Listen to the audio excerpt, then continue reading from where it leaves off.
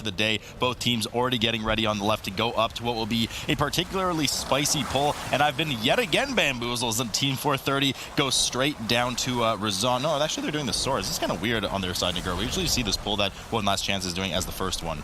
Yeah, so this pull that One Last Chance is doing, I mean, it becomes a lot more difficult because of that bolstering, right? So maybe Team 430 just doesn't want to do this specific pull, but One Last Chance, not shying away from it, and they're also not even committing their bloodlust to this pull. It is a tyrannical setting, so trash in general, less HP and a little bit easier to deal with, but because of this bolstering, and you can also see the quaking on top here, it gets a little bit more difficult. We see Rhinos from One Last Chance actually running with Tree of Life, because I assume they're going to do some more of those big pulls. Also, Team 430 running Tree of Life as well. Yeah, Tree of Life. It was just, you want to bunch up a lot of these pulls you kind of just go ham, so to speak, on a lot of these high bolstering pulls, especially we're going to see it busted out, I'm sure, in front of Alun'za as well. Now, hopefully, they don't pull Alun'za as well on top of it because it is bolstering. You know, those affect the bosses. We are, as mentioned earlier, just to double check here, in an arcane-heavy dungeon, meaning we're going to see those enchanted emissaries present in frequent numbers throughout the dungeon. Those ones are, of course, the ones that give you the spell reflect aura for 200%, so you want to make sure that you get those out of the group, whether through damaging them with the bunt back, or, of course, most forms of crown control, which are PvP duration. So you'll have, you know, something like entangling roots be 8 seconds, but they are not susceptible to diminishing returns. Smaller pull here for One Last Chance with 4 mobs combining together just before they get ready for the bigger pull in front of Alun'za, as Team 430 has committed their bloodlust and has started up on Rason. Yeah, so we see the bloodlust coming out, and I mean, look at the damage meters, right? The Demon Hunter definitely doing a lot of single target here on the pull, with the Magda, of course, being popped. Now, outside of the comp difference, we don't really have a racial difference. I looked before, they're all playing Night Elves, except one of the rogues, Cinderella, is playing the Dwarf, having the Stone Skin to get rid of some of those debuffs. Outside of that, nothing special. Now, I was wondering about the DK, which is, we've seen DK a lot more recently, but specifically in a bolstering dungeon, it doesn't seem like something that will work out, or is not, we can't make the most use of it, basically, just because you can't do those huge pulls. But One Last Chance, I mean, you can see they're still doing decently big pulls, even with bolstering. I mean, if everything's the same health, you want it to die at around the same time, so DK would be good in that regard. But true, as soon as we're going to get to those Sordid combos with Sky Screamers downstairs, we'll see just how DK is able to hold out, as they have committed their bloodlust to this Arcane Emissary large pull in front of Alun'za here. A lot of damage going out as they're halfway through burning it, and this is where it's really going to get nasty. Everything looks nice and low, but as soon as those bolstering stacks come in, especially on something like the Juggernaut, if that gets over bolstered and charges out and clips Raynons, that will be an easy one-shot, especially because he's already popped his Undulating Tide, so no access to that for about 30 seconds now as Team 430 still chewing through Rason here. We are once again in a tyrannical environment, so Rason is a particularly nasty boss, high amount of health, and just does a truckload of damage to the tank. You can see that Inspiration on the side of 430 has already committed his Shield Wall and Last Stand, so all he really has left is Avatar for a bit of extra mastery, but that really won't help much with that bleed.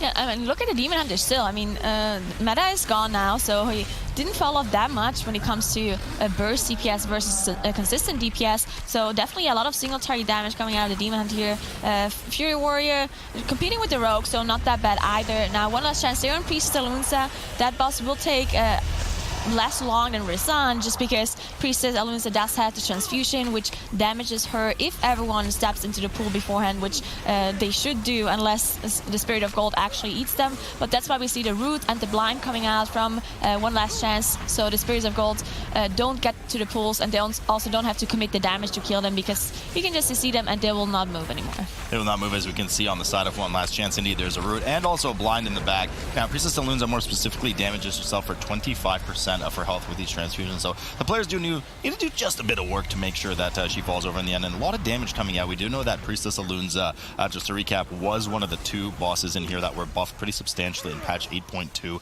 just because they were kind of a joke before, very easy for players. So her and Vol'kaal do a substantial amount more damage with some of their iconic and trademark abilities as opposed to last season. Team 430 has dealt now with Rason and is moving up to that left side terrace pull. They don't have access to Bloodlust. In fact, neither, well, we saw One Last Chance earlier, they didn't use their Bloodlust on it either, but they have to be really careful to make sure that the augurs are interrupted here, and of course that Kiki is up on that stair so we don't get the charges from the Juggernauts.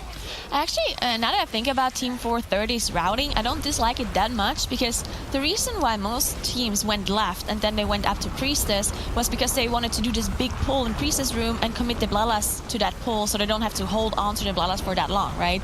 But with bolstering, you can't pull mobs on top of Priestess, right? So One Last Chance was committing their Bloodlust to a trash pull right in front of Priestess, which on a tyrannical environment does not seem as efficient as committing your Bloodlust to something like Rason, which takes so much time, and maybe Yazma later on. So I don't dislike Team 430's strategy where they go straight to Rason, use the Bloodlust there, and now it seems like they're doing the same route as One Last Chance did before, but they just went to Rason first just to get the Bloodlust off. So we'll see if Team 430 goes up to Priestess right after this pull here, or if they decide on doing something else. Yeah, the only superior thing you really get with this routing on One Last Chance, even if you don't pull Alun'za with the pack, is the fact that you don't have to backtrack a bit, right? You have to jump into Razon's pit and go all the way back around for Team 430. So that wastes a bit of time versus One Last Chance, who goes straight up to Alun'za and then we'll jump down into Razon's pit.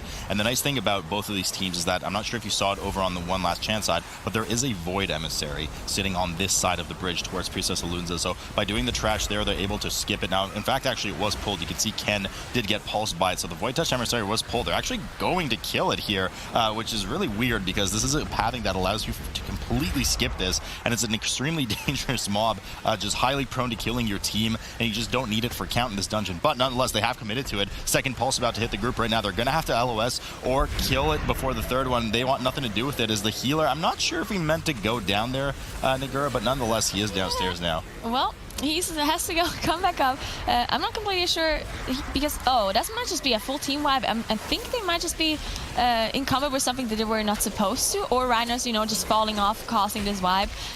And there was an emissary there too, so he probably couldn't stealth back. Either way, that's kind of a problem for One Last Chance now, because they were pretty far ahead with their 55% trash and their one boss down compared to the 27% trash from Team 430. So this wipe might actually cost them quite a bit of time. As you can see, the mobs were also really low, those Sky Screamers, before they had the wipe. Team 430 though didn't choose to go to Priestess, but they're backtracking to the other side of the area and are on their way to Vol'kaal, I believe. Yeah, this is a bit of a question mark for me. I mean, I get what they're doing. It's more of like a Season 1 routing kind of thing that everybody used to do. You kill Rason, you go up, you do the big pull when your 2-minute cooldowns are back up after Rason, and then you head over to this terrace. I mean, I haven't seen an honor guard pulled in these dungeons in quite a while at the MDI, but Team 430 does finally stealth and skip past. They have to spread out here for the quaking, otherwise it'll take them out of stealth. And I think they managed to squeeze by at the very end. So they are now in Vol'kaal's room. Did the trash get pulled there? I think it did. Yeah, he did. Yeah, he did. So they didn't time that too well. We do know that quaking hits every 20 seconds. So they unfortunately had to sacrifice a Havoc Demon Hunter named I Have No Phone. But if he had the phone, he would have been able to take that call and know that to spread out for the quaking. None work out for them here as they start on Vol'kaal in a moment. We already see the snap position coming in from One Last Chance. And as Nagura mentioned, they're having to be really careful with what they snap onto there. If there are swords involved, which have actually done a good job of crowd controlling here, they will bolster those larger mobs. Yeah, and he can't even play Diablo while he's waiting for the rest. One last I was going to say that later. No. I'm leaving and going home for the night. So One Last Chance did manage to get everyone back alive. Now they are doing a snapping pull on one of those ledges where they actually pulled the middle pack, which is interesting because they don't actually have the same amount of HP, but because their health pool is so high, you can, just switch your damage target, right? So if one of those rhinos have much more HP than the other, then you can switch to your single target damage to something else. So they should be able to somewhat get them down at the same time. One more thing, they also managed to get Keisha on the ledge, which is something we've seen other teams fail to snap just because I don't know, it's a caster, so it's hard to snap it on this very position. But they did manage to get it there. That's actually Keisho. I'm sorry. That's not Keisha Shante. One Last Chance here, 61% now. And you're right, the reason for that is that it's a ranged, I don't want to say caster, it's a ranged mob, so it's kind of a hunter style mob, and you can't interrupt them to prevent them from casting something again and then have them blink to you. So oftentimes she'll just sit there and keep shooting at the tank even after they jump off. We've actually seen that be really bad in Sanguine weeks because she just sits there after you kill one of the dinos, and well, she does doesn't move and ends up healing for quite a bit of health. Team 430 here, 35% trash and 81% on Vol'kaal. They're still working through the second phase here as One Last Chance sits at 72% trash, almost double the amount of trash, over double the amount of trash for Team 430, and has now pulled Rason falling into the pit and will be dealing with this boss. Now, certainly between these two bosses, I would say Rason is likely the more dangerous boss, at least in terms of spot danger for the tank. You can see Sharis's health going so low there as the fear comes out, and they do line of sight. Here come a couple of Raptors on top of it to join the festivities, though. Unfortunately, Kettles got feared the DK, but they also pulled a bunch of Raptors, which shouldn't be a big deal for the warrior to deal with, but we've seen some other Proud Warriors drop very low because of this bleed, as Sharis just dropped super low right now, so I probably spoke too soon, but there we go, it should be recovered right now. But yeah, this bleed does a lot of damage, especially on Tyrannical, and we see a bunch of tanks actually struggle with this a little bit, especially because teams want to avoid the kiting, the fixate from the boss by using Shadow Melt or using Vanish, so the tank gets even more physical damage and has to commit more defensives just because the boss is not chasing after another guy and doesn't give him this breathing room, basically. Yeah, and not just that, and I mean, the bleed itself is nasty already, but it actually debuffs you, making you take increased damage, so the effect really gets compounded when you have 3 Raptors on top of it. All those Raptors are doing increased damage to the tank right now. Shara's finally getting through his next round of bleed as another little Raptor joins the party right now. Rason sitting at 59% as Team 430 getting to the end. They're seeing light at the tunnel for Vol'kaal right now, at the end of the tunnel, excuse me, as Vol'kaal hits 10% for their team. Now, they still have to go all the way to Priestess of Alun'za's side and still deal with 37% worth of trash in order to be equivalent to One Last Chance, 72%. I mean, at this point, One Last Chance certainly seems to be in the better position, in my opinion, Nagura, but they have 2 deaths on the board extra versus Team 430's 1. Yeah, and it's also hard to, because look, I mean, Rason is taking them a really long time right now, and they don't have their Bloodlust available. I assume both of the teams will only get 1 more usage out of it. Team 430 does have theirs ready, but they didn't want to commit it to Vol'kaal, of course, because we talked about this a lot. Vol'kaal just kind of dies on its own because of the debuff that he's inflicting on himself, so you don't want to commit too many offensive cooldowns there. So maybe oh, they're committing the Bloodlust to the trash, actually. So maybe it wasn't the better route after all, where I did say, it makes sense to go to Rason first for the Bloodlust, just to get it on cooldown.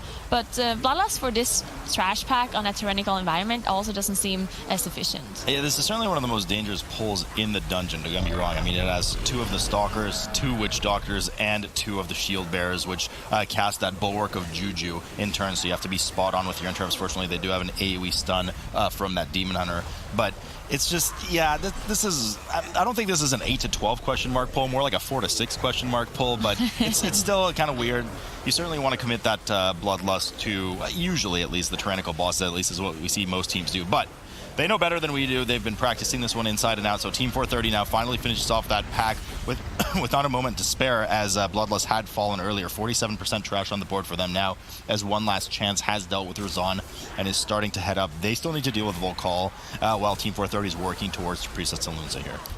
Yeah, so they're actually using one of their shrouds to go past the trash mobs here. They don't want to deal with those Sky Screamers. Again, the Sky Screamer packs are a pain to deal with in this bolstering setting because, the swords have a lot less HP than the Sky Screamers, and you only have a limited amount of CC available as well. You have the double step from the rogues to come out, which are the only true CC they can use while still being ranged to not get bolstered. If you use the blind or any other CC, then and you kill them within 60 yards and you still bolster them up, so you definitely want to watch out for that. But you saw some of the snapping come out here with, I believe, 2 or 3 sword packs that they killed at the very same time, and you see the sap on those Sky Screamers, and now they can pull the rest of the Sky Screamers together. Yeah, the power of that true CC, making sure the bolster doesn't go off. Really clever play here by One Last Chance as they combine 3 Sky Screamers here. Now, each Sky Screamer only needs 1 melee interrupts, a 115-second cooldown interrupt to be attended to, and they have 4 of them in this group, so should, of course, be no problem for them to not get a single one off right now, as Team 430 still working through a bunch of the trash, not snapping it at all. We see Tranquility popped here by Kiki right now, making sure the group's nice and healthy as the rest of the bolster goes out on that Sky Screamer. That is probably like 6 stacks of bolster at this point. Yeah, it really seems like Team 430 does not want to do any of the snapping. They just slowly go from pack to pack. It does not seem as efficient though, especially because of the bolstering, right? Whatever One Last Chance is doing with, snapping the swords and leaping the skyscreamers to seed is definitely the way to go to be the fastest and the most efficient. Now there's some problems with snapping. We see lots of people fall off and make mistakes there, or some of the mobs not snapping properly, and then you end up having like a huge bolstered sword somewhere that just one-shots everybody. So there's some risk involved with the snapping, but it definitely is the way to go. And there we go, Shara's actually falling out, just like I mentioned. Shara's right on cue, cosplaying Nagura, falling off there into Razon's pit. Team 430, I was kind of grimacing as you were talking there, not because of your description of falling onto the pit, but rather because Team 430 has well dealt with the Void Emissary, which is really scary there. Unfortunately, no deaths for them, so they did manage to chew through it, but I mean, in most situations, if you don't have anywhere else to go, then it's understandable that you do avoid emissaries, such as the beginning of Waycrest Manor when she's right on the stairs. This one's easily avoidable, so I'm not kind of sure about the pathing and if that's really worth it. It's a very inefficient mob to kill and very dangerous on top of it, even if you manage to pull it off. A lot of bolstering coming in here for the Skyscreamer again, at about 15% HP remaining, so don't let it fool you. That Skyscreamer is doing a ton of damage right now and has a lot of health, even with that remaining sliver, because they killed all of those swords quite quickly. One Last Chance has accrued one more death on the board due to that rather sloppy snap there. Shars had to run all the way back around, but they do sit at 4 deaths and 92% trash, as they are now in front of the last pack that they need to deal with, the one that we saw Team 430 commit their Bloodlust to earlier. So last pack that they need to commit with here before going up to Vol'kaal. I don't think they pulled the Stalkers though. I think it's just the 4 mobs. So they still have the Stalkers patrolling up the stairs. Yeah, we see some more stepping come out of One Last Chance here, with just one pack that we saw Team 430 commit their Bloodlust to earlier. One Last Chance still has their Bloodlust available, not committing it here. I assume they will save it all the way up to Yazma at this point, because they won't get another usage. But yeah, this pack, one of the most difficult packs, as we alluded to earlier. Team 430 did manage to get it down pretty easily, not having too much trouble, but One Last Chance bolstering some of those mobs quite high. You can see those shield bearers just having a lot of HP left still. They assume they have 3 or 4 bolster strikes each, so Sharos needs to be careful to survive here when the shield breaks come through, but they should be able to finish it off, while Team 430 finishing off some of those honor guards on their own. Yeah, so the ones right before the Fire Gauntlet. I think there was only 2 bolster stacks because they didn't pull the Stalker, so it wasn't maybe too bad. They're stealthing them. I'm not, it looks like they're stealthing them, and that's why they started early. And good job splitting up there for the Quaking and not having that sloppy death that Team 430 had earlier, as they very patiently wait in front of the torches coming out of the sides on the stairs. That will easily 2-shot you. Maybe even a 1-shot actually on an 18. I'm not sure, I never get hit by them. We'll have to ask Jack, but they do successfully make it up the stairs as the big pull comes in here for Team 430 right now, the one that we saw earlier. But the Bloodlust committed, but right off the bat, Disaster striking as I have no phone, takes it to the face, gets the res right away. They still have 2 remaining in the dungeon. No, actually, he released. Oh no. Why did he release? So no res coming in for him. I guess Kiki, I don't know, miscommunication there, but they had 2 battle reses they could have committed to a Havoc Demon Hunter that didn't even pop his meta. He had all his cooldowns ready to go. So a bit of a mistake there right now as he's running back into the dungeon. You can see him right here about to get back to the stairs, and he's going to have to wait for the fire as well. So huge misplay from Team 430. Hopefully they're able to handle the rest of that really dangerous pull, as One Last Chance is now clawing away and trying to finish off the first phase here, Vol'kaal. I was just about to say that Team 430 might not actually be that far behind to One Last Chance, because all they had to do was finish off this last pack and kill Priestess. And Priestess arguably takes less time than Vol'kaal, that One Last Chance is fighting. So if the Demon Hunter wouldn't have released here, I think it would have saved him a lot of time. And then we also have the depth difference. If you can see, One Last Chance 4 depths, while Team 430 is only in 2, so it's a 10-second difference. So this release, it was definitely just committed too early. Maybe it was panicking a little bit and they didn't want to think about it too much and just released immediately. But yeah, with having his CDs ready, having his meta ready, definitely would have helped to kill this trash pack earlier. But now they are on Priestess. They have their Bloodlust available in 3 minutes. That might be a little bit close for Yazma, maybe at the very end of Yazma. But either way, it's a tyrannical setting, so the last boss is going to take a long time. Both of the teams 100% trash, so all there's left between those 2 teams and winning the dungeon is Vol'kaal and Priestess for each, and then Yazma at the end.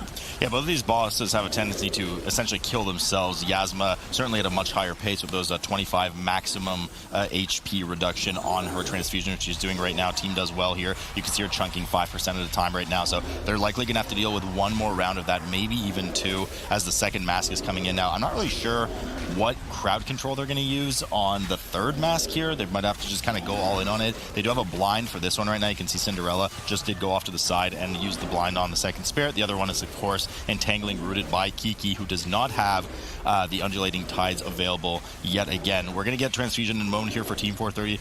I mean, they got to do... They're gonna have.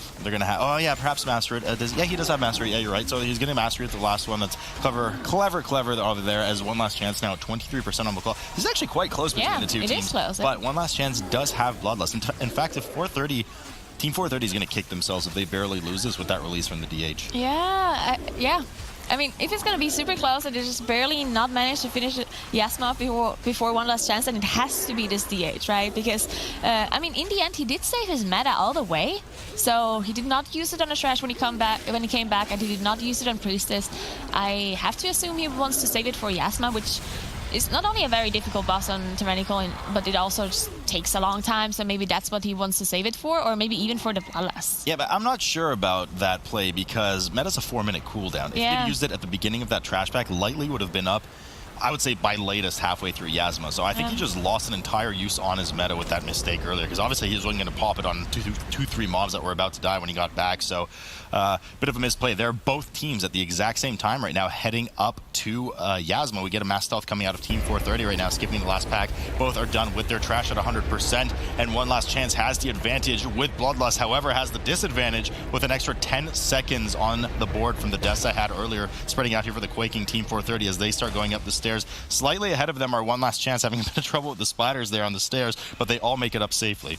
It's going to be all about the difference in comp now, right? Because we have a pretty different comp from both of those two teams. We have the DK, which is really good, we know, on single target burst damage if you have all of those cooldowns available. We see the army come out, we see the Bloodlust being popped, so the DK is going to do a lot of burst damage here, but the rogues, in the past, we've seen rogues not actually be that great on single target unless they get those 5 fast, unless they get lucky. While the Demon Hunter earlier on Rason was also doing 50k consistent DPS throughout the whole fight. So we'll see what those two different comps can do, and then we'll also see what the Fury Warrior will pump out here. Double Stalker in here for one last chance right now. The ones that they left on the stairs, they pulled, I suppose, on purpose in order to buff the Unholy's damage. Single target damage on the boss is the only thing I can think of. They certainly don't need them. They're already sitting at 100% trash. Stalker's not really a very dangerous mob either. They just put a poison effect on the tank that, of course, the Druid can then cleanse.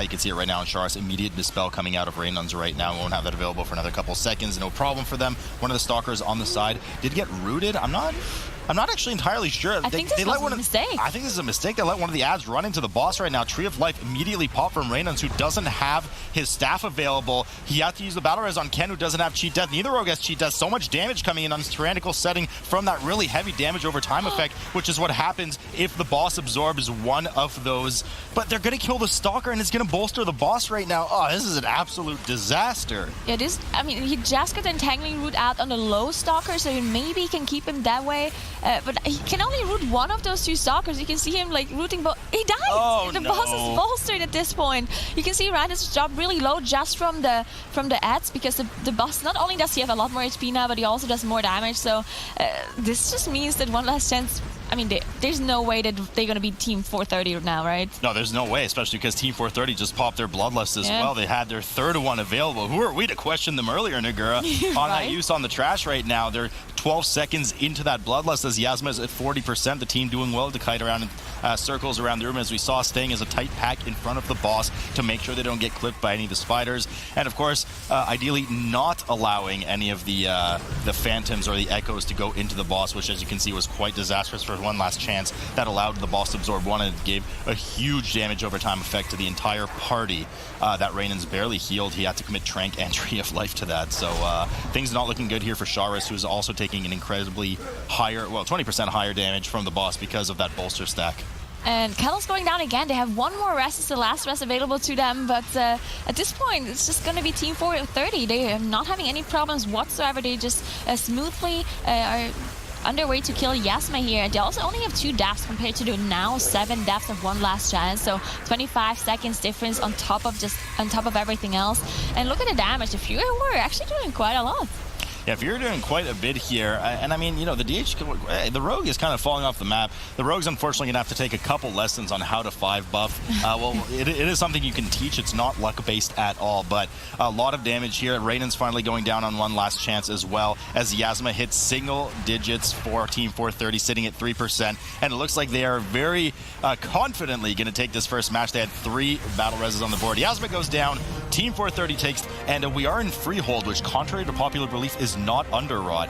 Both teams stealth right away, right past that Void Emissary. Team 430 actually engaging the Void Emissary. We usually don't see this from the teams. Mass pull, we see this more of a live environment for key pushing, but they do commit their Bloodlust to it, Team 430, and they want to get that Void Emissary down nice and quick here. We are, of course, in a tyrannical environment, as we can see, so the trash are not as dangerous as we finally get the committed Bloodlust coming out of One Last Chance. You're doing a more, I don't want to say traditional, because it's more of a this season thing, but it's what we see teams do now with the line of sight around that pillar and doing a big pull just upstairs near Sky Captain Kragmaw's room, Nagura. Yeah, I really like the line of sight strategy here that One Last Chance is doing, just because you can pull as many trash bags as you want here at the start, and then you will just all be able to gather them up around the corner here if the tank just stands there and all the aggro targets. So I like the strategy come out of One Last Chance. Now, one thing they're not doing, oh, actually they were doing. So Rhinos was jumping on top of this house in the back to basically just remove the enforcer pull that the tank is not going to get thrown onto the ranged target. So well done by One Last Chance to make use of that mechanic, I guess. And now they have 13%, I guess, 13% trash, which is less than some of the pulls we've seen from the Western region, but still a decent amount of trash compared to Team 430, who I believe did 2 pulls to get to 13%. 2 pulls indeed. We see a bunch more trash coming in here for Team 430 right now, as Kiki has a nice little lay down in stag form there, making sure to get the mana up before this pull. Enforces, of course, very dangerous for the tank, as One Last Chance has already started on Sky Captain Craig here at 83% right now. Cuddle's taking just a bit of damage. We do know Sky Captain Craig, particularly dangerous boss with the amount of kind of, you know, splash damage, if you will, that goes on the group, not just the tank. We have, of course, the fire frontal in the second phase and just the random shots at the beginning. We do combine trash here with Sky Captain Craig for One Last Chance. We've seen a lot of teams do this. They just have to be careful to interrupt that bonesaw that's present in the group right now. I have no phone going down here on the side of Team 430. Immediate battle res comes up. Not going to have that available for about 7.5 minutes right now. So that was a bit of a silly death coming up early, especially because it wasn't even, it's not even the boss that did it. There's no boss present for Team 430. He must have just gotten hit by one of the kind of snapshotted frontals from the enforcers, which is just not paying attention. Yeah, and you can see the knock coming out here for Team 430 as well. So they're not making use of this of the ledge jump. They're not making use of this, you know, clever use of game mechanics, so the tank is not getting thrown. One Last Chance, on the other hand, they're already on 37% on the boss here. You can see how they're positioned here. You can see the rogues being really far away because of the increased melee range they have as outlaw rogues, and you can see how they are positioned around the boss. So only one member is getting hit by that powder shot off the boss, as you can see come out right now on Tail Rogue. Now Grievous does make this boss even more difficult, just because Rhinos has to heal everyone up immediately as soon as they get hit by anything whatsoever. Even just a green pool that drops on Rhinos himself, the one that he's baiting in the back, usually not a big deal because it doesn't do as much damage, but because of the Grievous, it just makes it so annoying. They reset the boss! No! The curse of Nagura lives here as the boss gets... It has actually nothing to do with you, but the boss gets reset here. And, you know, I just wanted to mention, as you were talking there, they did have that close call, and Sharis noticed it, and he actually heroic leaped just a bit out of the way just to be extra safe. And I was like, oh, wow, look at that. He's being extra safe. And then, no, I mean, that's bad. That's a huge reset at a boss that was, what, 15%, I think, something like that. So big reset coming in here for One Last Chance. They've committed so many resources that they're going to have to start over. Only some of the cooldowns are only coming up now. Adrenaline Rush is up for the 2 rogues right now. Cuddles doesn't have all of his CDs available just yet. Reyna's doesn't even have his staff available for 9 minutes or so right now. You can't even accrue stacks during that debuff, so a lot of resources lost already for One Last Chance here, as Team 430 is at 32% on the boss in the similar position that One Last Chance was earlier, so they're gonna have to make sure not to get bumped out of the arena. I mean, that's just the problem with this kind of positioning, Nagura. It's so fickle, it's so easily, you know, you can screw it up so easily and have a situation where the boss is reset if the tank falls asleep at the wheel and gets bumped by the bird.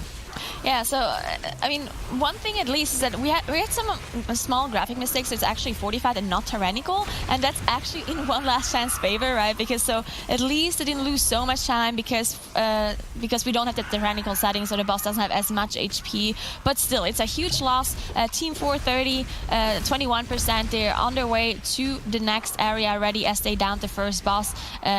You know, they pulled the boss slower, a lot slower even. I think when One Last Chance reset their boss, Team 430 just engaged it basically. So, but now it's their chance to catch up, and they're already one game ahead. So One Last Chance really has to do some huge pulls later on to be able to catch up to Team 430 as they're already on their way to the next boss. Now, one more thing I want to note is that teaming will require them to do some different pulls compared to the Western region, just because all of the trash packs do give less percentage, just because there's more trash available in the dungeon overall because of that teaming ethics. So I mean, these teams really love dealing with these Void Emissaries, but Void Emissary pulled here on the right side from Team 430 as they pulled one of the Oarsman's pack on top of it. Now, is this the most dangerous Void Emissary in the world? No, because you do have a close quarters line of sight that you just saw Kiki do there a moment ago. They don't really have to take any danger of getting one shot by a 3-stack. In fact, the Emissary is done here, but you don't really see this trash pulled almost ever. The only time you ever really see an Oarsman is at the end of the dungeon. It has high health, it does a ton of damage to the tank, it has a C-spout ability that if you don't interrupt, likely will lead to somebody dying just because it puts a huge area denial on the floor under each player. So nonetheless, they do deal with it. We're in a void-infested dungeon as far as the emissaries are concerned, so we're likely going to see that void on the side as well, Nagura, for near the Council of Captains at the bottom. That's on the side, so that means that they're going to have to play the bosses very close to the edge, as we've seen most teams do.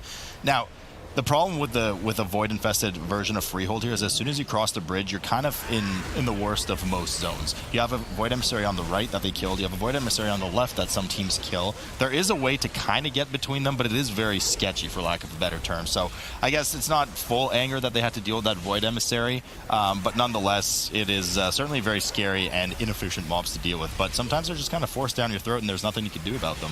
Yeah, Team 430, to be honest, they have shown that they're playing more of a life service strategy when it comes to the dungeon, at least in Atal'Dazar.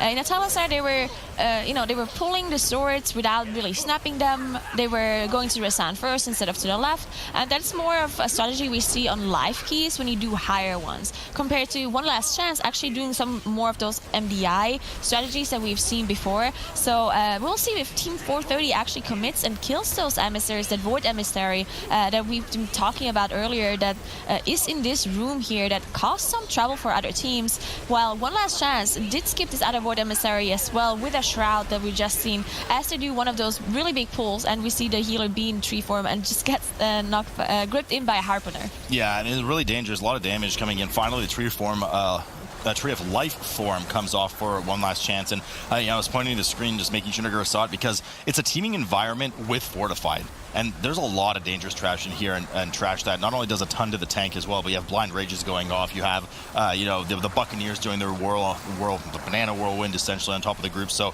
there's lots of residual damage that you have to pay attention to. That's just extremely dangerous for everyone. One Last Chance, pretty much with that pull, actually made some nice headway and caught up. They were 4% behind on trash when they pulled Sky Captain Craig, and now they're only 1% behind. So that was a nice big pull, and that's what they needed to get back in the game. But they waste no time yet again as they get started on the Council of Captains. Now, we do know this council has to be kept over here on the side. They have to be really careful. They don't want this boss resetting either, like they did the first one. And you have the barrel smashes coming out of Captain Rule that can easily punt you toward the bar area or the stage area and reset the boss. And not just that, Nagura, but if you get punted in the other direction, the Void Emissary's there.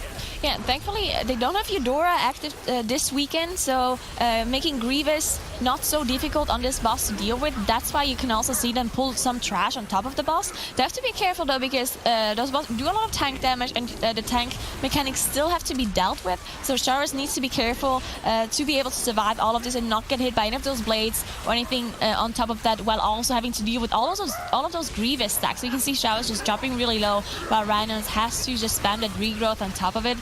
You can also see the bruise on the floor as one of the rogues just steps into it, which can be either 2 positive effects or 1 negative effect. So it's either crit or haste, or it's a debuff, a dot damage over time effect that can be on friendly and enemy players as well. where they're tanking the boss right now is giving me anxiety. Just seeing they're like right on the border of the boss resetting. So if the tank moves it just a couple of yards too far by accident, somebody gets punted the wrong direction, anything like this barrel smash coming in here is going to reset the boss. And they already had that oopsie daisy moment earlier with Sky Captain Craig, but seems that they're okay right now as the boss's average 10% health is rapidly falling here for one last chance. So it's now 39% trash. Team 430 opted to go for a more trash fixated route earlier as they sit at 51% and just now have engaged Captain Rule and Captain Jolly. As Nagura mentioned earlier, of course, Eudora not present here, so we do have those brews coming in. Now, Nagura also mentioned that those dots are present, so you want to avoid that, but the dots aren't just something you want to avoid as the player. They're absolutely crucial to put the bosses in because they take a huge amount of damage from that. I think it's poison or nature damage, damage over time effect from the bruise. So the tank positioning is very, very important on this fight, and can really gain you a lot of efficiency, a lot of damage coming in on Shaw's resource now that commits his shield wall to this rather heavy pull. There's an Emissary of Tides in there, so nothing around that Emissary of Tides is going to be able to be interrupted or crowd controlled. Finally, she goes down, and we get the shockwave coming in as they pull her just far enough, because the radius of that Emissary of Tides is really just about 8 yards. It's quite small, so you can actually outrange her when she's stunned like that and starts casting. We actually see Ludwig also getting pulled here on top of the trash packs on one last chance. And Shaw was struggling to stay alive here, but Rhinus does have the Tree of Life ready and is pumping those regrowths into the tank to be able to keep him alive. And once the trash is dead, Ludwig itself, not the biggest deal anymore. It is buffed by Fortified though, compared to the rest of the bosses, which are of course affected by Tyrannical and not Fortified. So they have to still watch out a little bit for that. Team 430 did commit their Bloodlust for the council fight here, so they're close to downing this boss, and they have a lot of damage. I mean, look at the Fury Warrior just going insane on that boss cleave. They definitely downed this boss very quickly, so there might be a chance that they're catching up to one last chance. As they're still ahead in trash, but of course Ludwig takes a long time, so that will matter too. Yeah, in terms of just raw progression of killing things, Team 430 certainly ahead right now. However, there's a lot of RP and time-gated things that are happening here. As you can see, Team 430 finally grabbing Lightning, the old piggy, and making sure that they can spell Ludwig von Tortollan. We talked about this. You have to say the full name when you mentioned Lord Ludwig. Team 430 going up. Rather aggressive pull coming up here as they punt the Arcane, the Enchanted Emissary, to the side there, and they're just dealing with the trash on its own out here. Nice stun coming in from the Havoc Demon Hunter, just to make sure the mobs are grouped up and stabilized on top of the tank before they get gibbed down too early, so the healer can get in position. So it looks like they're committed to killing this before dealing with Ludwig. Hopefully they pull something on top of Ludwig as well, because it is a bit inefficient to just kill him alone. He has so much health in a fortified environment. Yeah, I'm just staring at the damage meter for Team 430 right now, and finally the Fury Warrior managed to out-DPS the Prod Warrior. So well done there. I was like, hopefully... and the Prod Warrior is back. Very unfortunate. But there we go with one last chance. Also, just a pretty huge pull on their side. I mean, all of the pulls just look huge just because it's teaming, right? So all of those packs have even more mobs to them as they usually have. In Freehold, in general, the packs are very, very big already without the teaming affix. But with the teaming, this makes it even more dangerous and more difficult, especially because it's fortified. So all of those mobs just do a lot of damage to the tank. You see Team 430 now also engaging Ludwig von Tortollan. I'm sorry that I didn't mention before, Slud. One last chance. They just finished the rest of the mobs here. This is probably the last pack they have to do before they get to the last boss room, where they're gonna get the rest of the trash percentage to get 100%. And now they're pulling Trothek on top of this. Yeah, I mean, they're going to use that, of course, that cannon barrage from Harlan Sweete at the end of the dungeon. Trothek finally pulled here for one last chance right now, cleaving some of that trash down. As mentioned, as Ludwig is now at 60%. Ludwig von Schnitzel or Bratwurst or Sauerkraut, whatever we want here. Team 430, 63% on trash versus one last chance. 65% as we see shield wall being popped here by Sharis, just trying to mitigate as much of the damage from the incoming fortified teaming trash that is still on top of the boss. Boss himself hits fairly hard too. Certainly not as hard as something like Machimba in King's Rest. Shark gets thrown right on top of Sharis, who immediately intercepts out of it back onto the boss. Ken, sitting at that 4 stacks of Grievous, Cuddle accruing a 3rd stack in just a moment. Sharis can't get out of the 4 stack. Rain is just falling slightly behind, finally manages to heal everybody above the 90% threshold and get rid of those Grievous stacks, because once you start, I mean, Nagura, you know certainly better than I do from a healing perspective, once you start falling behind those stacks, it's really tough to catch up. Yeah, especially because Trothag is one of those fights where the healer has so many jobs already, right? You're the only one who's going to be kiting this shark because you don't want any of your melee running around not hitting the boss. So Ranon has to make sure that he kites the shark while not dying, and if one of the sharks goes into melee, he has to go there and pick it up, making sure that he's the closest person that gets fixated by it. And then on top of that, just has to deal with all of those grievous effects. Now, hopefully the melees try to avoid any sort of damage here, just they don't... And there we go, they jumped into the very last whirlwind hit, just so everyone got some grievous applied to them. So now Ryan has to heal them up. Good job, guys. I was just talking about you avoiding it, and you don't. I feel very sorry for Ryan right now. I don't, because healers need to have something to do on this fight, otherwise they wouldn't have anything to do if the melee didn't need to get healed really? and have their DPS brain sitting in there. Sharis committing, I believe, his rally. No, rallying's still up. That was his avatar, Pop's avatar. Torthak here, 25% right now. 1/4 HP left with 70% on the board for trash for one last chance. As Team 430 sitting in an equivalent 70%, but they're about to kill one more trash pack. They haven't started on Trothak though. This is a bit slow. I'm not liking their process here personally around the Ring of Booty. They've separated a lot of trash from Ring Event, whether it be Trothak or Ludwig or even Lightning before that. So I think it's lost them a bit of time in what has otherwise been actually a pretty good dungeon for them. It's just kind of weird how slow they've been, because one last chance with a boss reset at 15% early in the dungeon should technically be substantially behind, but they're actually in the leader seat right now. Yeah, that's true. I think it's just because Team 430 really is going for that live server high key route, while One Last Chance is actually going for those MDI routes, so speed running routes, pulling things on top of bosses, even though it is risky. Now, in Atal, it didn't pay off for One Last Chance just because the execution wasn't good enough. They had a bunch of mistakes there, falling off here and there, having the stalkers on top of the last boss. So it was a problem more of execution rather than strategy for One Last Chance. But this time around, One Last Chance, except the boss resetting, of course, they didn't make any other mistakes otherwise, while Team 430... you can see they only have one death as well on their board, and they did not reset the boss. But because they're going a little bit slower and just pulling everything one by one and not having this very efficient route, they just end up being slower. So if One Last Chance does not make any more mistakes, their route should be superior overall. So it should be One Last Chance game. But Team 430, I mean, they showed that they're safe, right? So if anything goes wrong for One Last Chance, which can definitely happen, if they pull trash on top of the last boss, then it might be Team 430 who can catch up later. The night is still a bit young to be caster cursing just yet. Lead these poor guys to have a chance. One last chance with an actually quite significant pull there. Not only did it have the Brute on top of it, but there was a Void Emissary there as well with, I believe, a double pack. So really dangerous. A lot of dipping low. They re-proc their staff yet again, which probably didn't have many charges as it had procced earlier in the dungeon for Ranon. So they basically let, as you can see on the damage meter, the Unholy DK carried that pack as he as well runs up right now. Doesn't make it, unfortunately, around the corner, but the rest of the team has safely stealthed upstairs or leapt upstairs in order to be able to skip that trash. The mass res coming up here, the revitalized from Raynons, and they're going to get going on Harlan Sweete in just a moment. The remaining 16% worth of trash, they will of course cleave down with his Cannonball Barrage as Team 430 still making headway on Trothak here, who's sitting at 20%. They'll manage to get that down soon. They're already done with all the trash. I'm not sure. They're going to have to skip past that Void Emissary, though, that One Last Chance just committed to killing, who also just committed their Bloodlust. Yeah, so they do this huge pull where they pull Harlan Sweete on top of the trash pack that is right in front of it with that Bloodlust.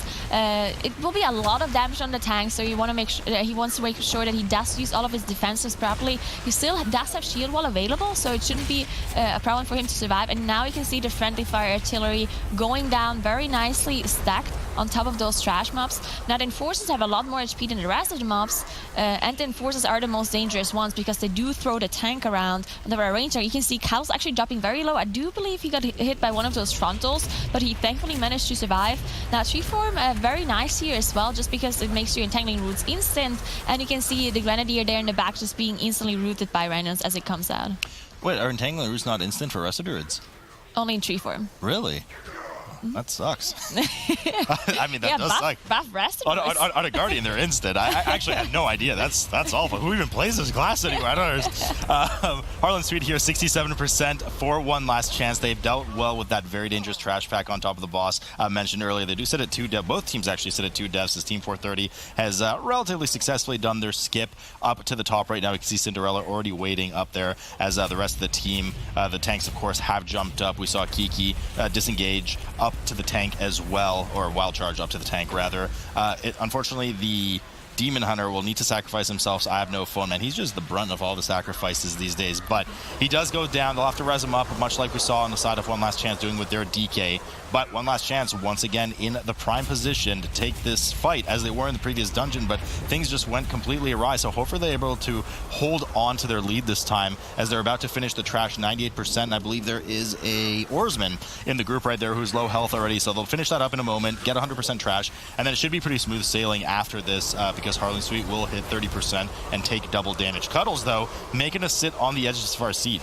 And Kel's taking so much damage, but he actually somehow miraculously just managed to survive all of the damage that he's taken in the past. It really is like a DK problem that we've seen also from the Western region, that the DKs are the ones who either just die and get one-shot by something, or they drop very low and are the ones who take the most damage. I'm not sure if it's something to do with the defensives or maybe just their mobility. Of course, rogues are much faster than very slow DKs, unfortunately, so maybe it has something to do with that. But One Last Chance, they're about to finish off Harlan Sweete. Only 2 deaths in this dungeon, so except from the boss resetting, they had a very decent run.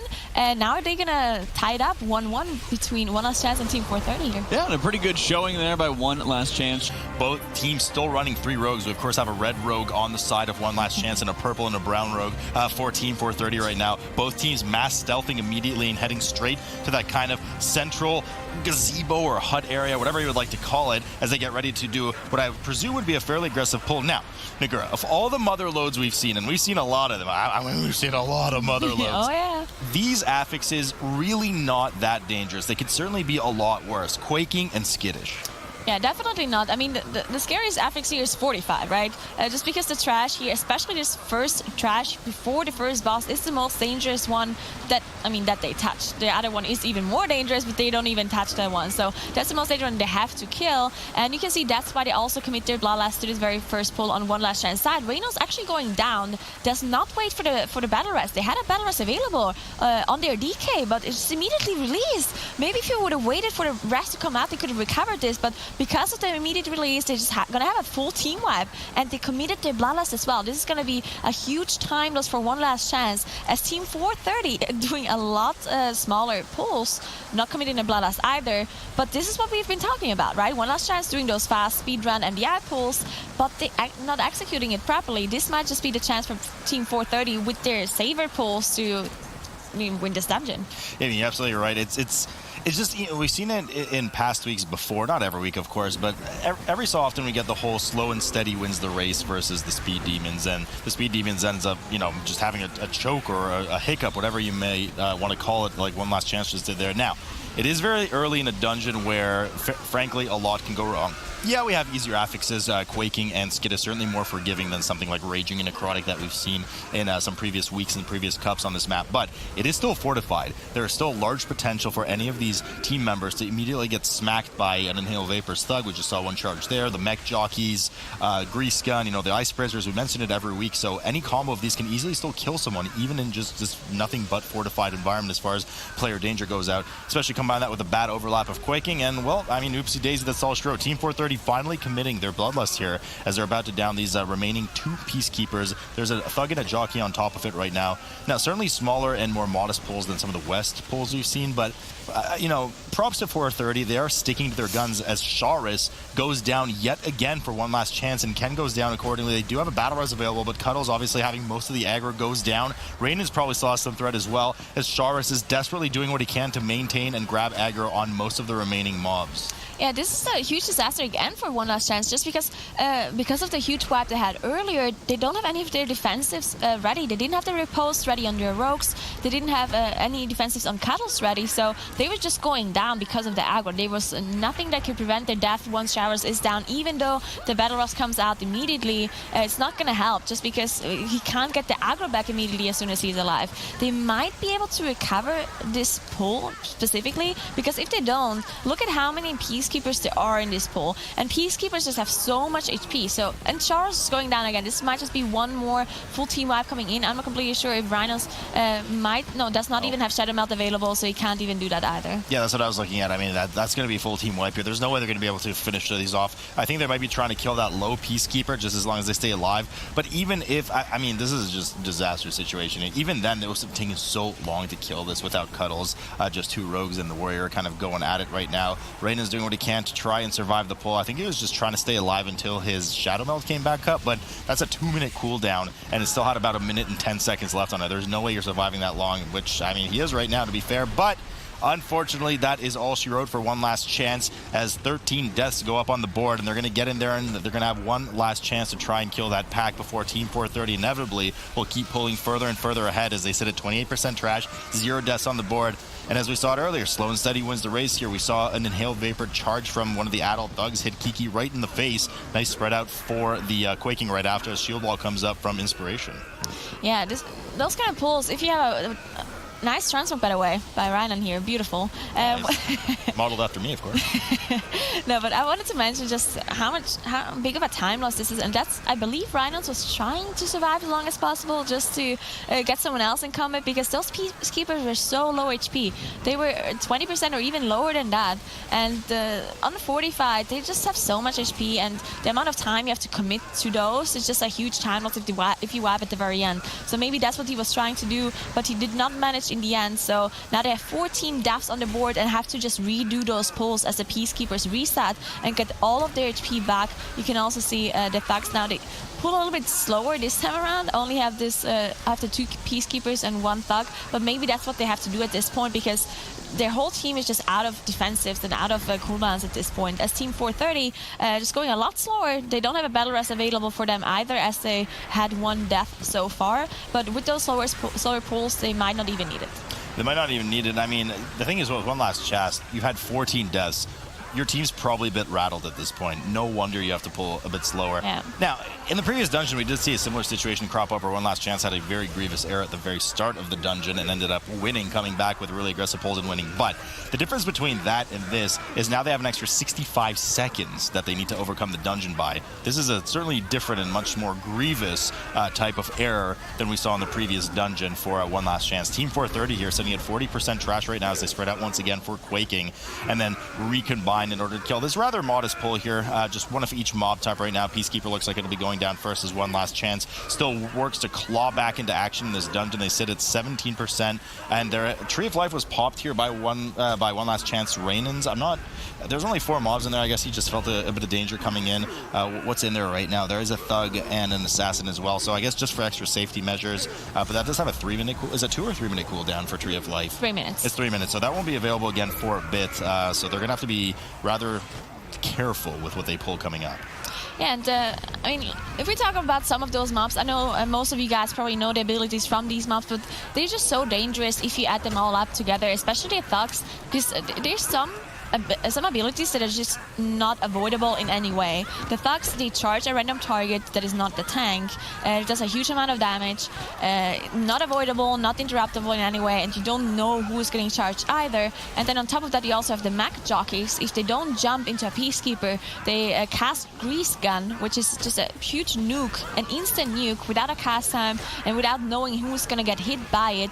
So if any of those abilities overlap on one target, maybe even on top of a Quaking or something like that, then it's very likely that you'll just get one shot because of the 45 on this 18 level key. So super dangerous mobs here. On top of that, you have to interrupt lots of them. You need to make sure that they interrupt all of the assassin casts. If any of those go off, it's going to be a huge problem as well. And then you also have the casters here, the vendors who constantly cast Spritzer that needs to be interrupted too.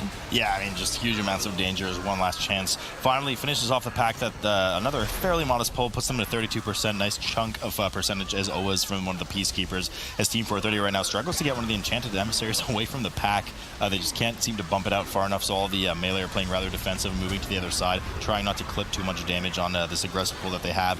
Shield Wall coming out of Inspiration right now finally fades off those 8 seconds of 40%.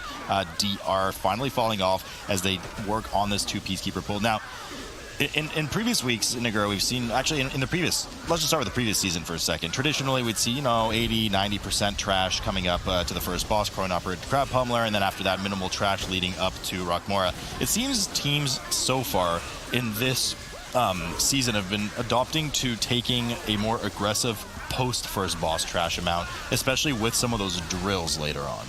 Yeah, we've seen lots of teams pull those drills as Inspiration just dropped very low, almost went down there, but did manage to recover. But yeah, the drills, they also seem to be giving a lot of percentage. They're also very scary pulls, but I mean, the Peacekeepers are scary as well. So you just pick and choose which poison you want to use, because they're both scary, and both of them do give a lot of percentage as well. And at some point, in this first area here, before the first pass, just the emissaries make it more difficult. Some of those pulls are just more dangerous because of the emissaries that are standing close by, or just make it inefficient, because if you need a lot of time to deal with emissaries somehow, then you might as well just pull some other trash later on, like those drills. So I believe that's the reason why we've seen some changes in pulls from the Western teams, and we'll see if the Eastern teams adapt to this kind of strategy and pull those drills later on as well. But Team 430 hasn't been looking like a team that really adjusts to those MDI strategies.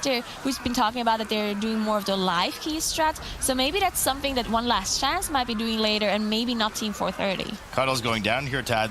Death 15 for One Last Chance. They don't have the battle res. It's actually coming up in probably about 10-15 seconds, but not sure if they're going to want to commit it right away. Raynon's going down as well. Prox's Undulating Tides is not going to have that comfort again for 45 seconds. We do know he gives that rather substantial absorb when he dipped below 50%. Tree of Life, though, popped to accompany it, and indeed they do commit immediately their battle res to getting him up. I'm not mad at that play. I mean, most of the mobs are about 30 to 50% plus a very high health Peacekeeper, so they want to chew through the rest of this very chunky, fortified amount of health on One Last Chance, who sits at 46% trash. Team 430, I don't know if they haven't adapted necessarily. They do only have 69% of the trash instead of what we were talking about popular previously in the other seasons. Enchanted Emissary getting punted out here for One Last Chance, as Team 430 indeed has started on the coin-operated Crowd Pummeler, 93% now as they back it on up here, making sure that they punt those foot bombs into the boss. I think they punted all three right away, though, which is not the ideal strategy you want to see. What you want to do is, of course, wait until the very last second before the 2-stack falls off the boss, and then punt the third one in order to refresh the stack at 3 and get maximum damage taken uptime on the boss. So the Fury Warrior actually bursting a lot of single target damage, as the boss does get the damage increase with the bombs, as Luke just mentioned.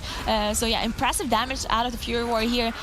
Now, they don't have the Bloodlust available 40 seconds, so I assume they're not going to have it up for the boss, or even if it gets ready at the very end, it's probably not going to be worth it anymore. So maybe they want to do one of those bigger trash pulls with the Wood Emissary that we've seen some of the teams pull off, but it never really worked out for any of those teams. We've seen the Eastern region also try that quite a lot in the first cup, so maybe that's something Team 430 wants to do. I hope not, because that's just going to go wrong. It just goes wrong every single time. I mean, you hope not, or you do hope they do for the entertainment of the ravenous Twitch chat. I mean, we'll have to see what they decide, but I mean, from an efficiency perspective and a safety perspective, quite frankly, the double whammy, I totally agree with you.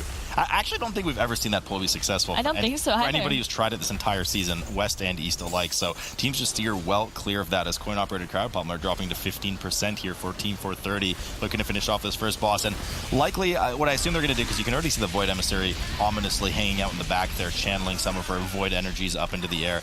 What I do expect from them is what most teams do. They're kind of going to hang out to the right and do a 3 to 4 pack pull. We'll just have to see if they include the patrol in that, because of course we do have those Rock Lances coming out of the Geomancers as well. Team 430 has killed the coin-operated Crowd Pummeler and is still nice and ahead of One Last Chance, who's only at 59% trash and is just kiting it around in a small circle in the first boss's room, looking to maybe combine it with the first boss. So at this point, Nagura, they know they're very behind. They must know.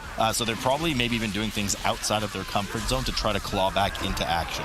Yeah, that's very likely. We've seen this pull come out of Abracadabra in the Western region last weekend, and it worked out for them once. But the second time around, Abra had huge wipes in the Motherlode with this strategy where they pulled trash on top of the operated Crowd Pummeler, just because it's such a difficult trash pack to deal with, on top of having to deal with all of the boss's mechanic as well. But One Last Chance played it a little bit safer, so they were pulling the trash pack first, tried to finish off one of the some of those lower HP mobs like the Assassin and the Vendor, and then they were engaging the boss on top of having the Peacekeeper, which the Peacekeeper in itself really not as dangerous as the other mobs, just because it doesn't do any of those AoE nukes, doesn't do anything that needs to be interrupted, and most of the time it just stands there and casts a shield. So not too dangerous, and you can just cleave it down on top of the boss. So I like the strategy coming out of One Last Chance. Well, Team 430 did not commit their Bloodlust here, and they also didn't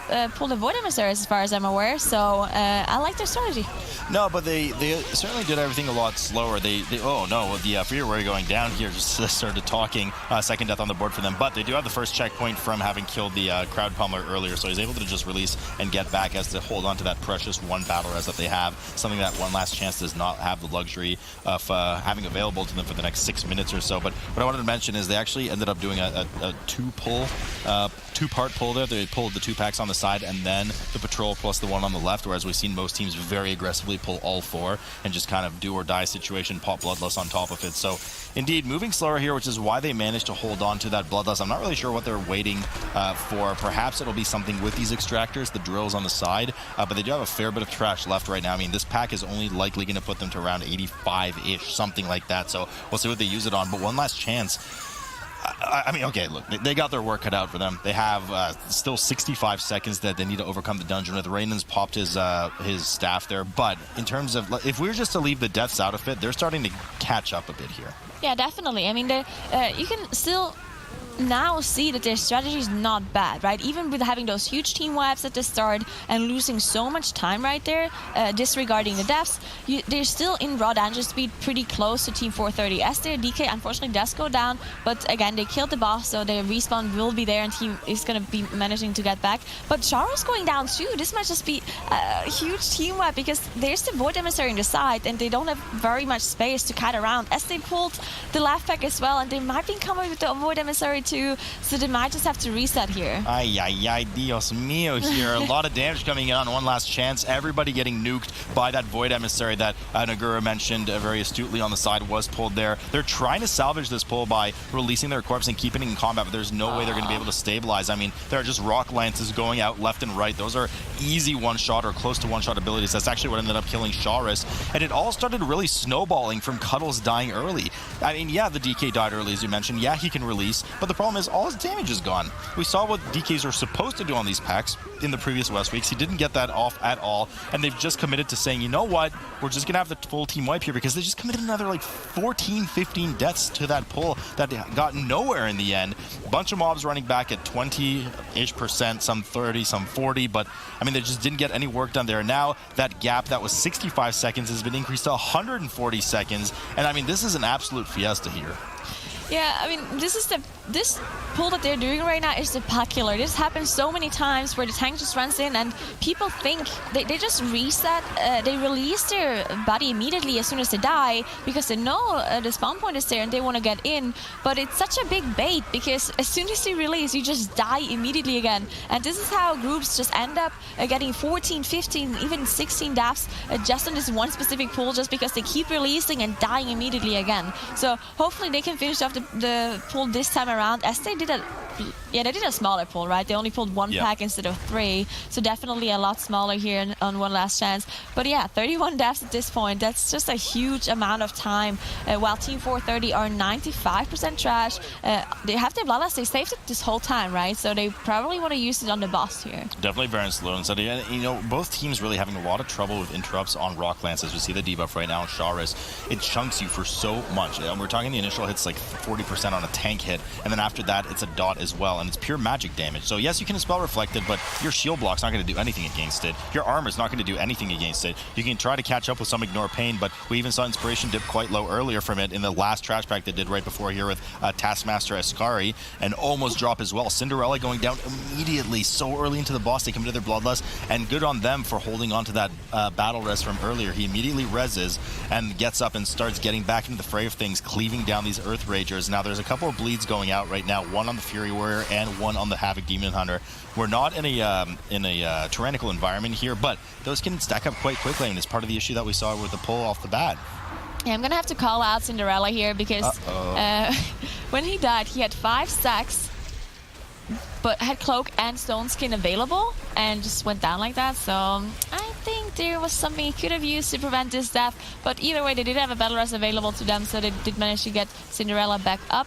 So not too much loss there. Should have used those defensive cooldowns though to be able to survive, or just not get hit in the first place, because of course Adler Rogue do have the bigger melee attack range, so they have an easier time kiting those and not get hit by them. They also have a lot of, I mean, if you think about their comp, they actually have quite a lot of utility and AoE stuns come out with the Demon Hunter, the Havoc Demon Hunter having that AoE stun, and the Warrior on top of that. So they have quite a bit of control compared to maybe One Last Chance, as DK maybe doesn't bring as much as the Havoc Demon Hunter does for utility. Yeah, no, it's certainly not, but yeah, I mean, that's just complete misplay. No Stone Skin use on heavy bleeds on the Rogue. That's, I mean, are you sure it was up when he actually died, or did it just come up after? Okay. I'll trust you, Nagura. I always trust you.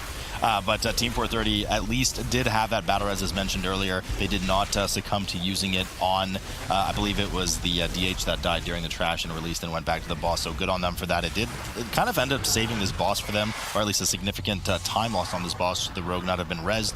Azeroth goes down here for Team 430. They still have 5% trash on the board, which really scares me because we know what happens when teams do the HR, not the HR, the research wing of trash, the R&D wing, that is. So we'll see if it works out for them, but that Echo Blade always ends up giving someone, as One Last Chance has another, I believe, almost full team wipe. They reached 35 deaths right now. Team 430 has reached the R&D wing and has done one of the pulls on the side. Now, there is no weapons tester in this pack, so it shouldn't be too dangerous.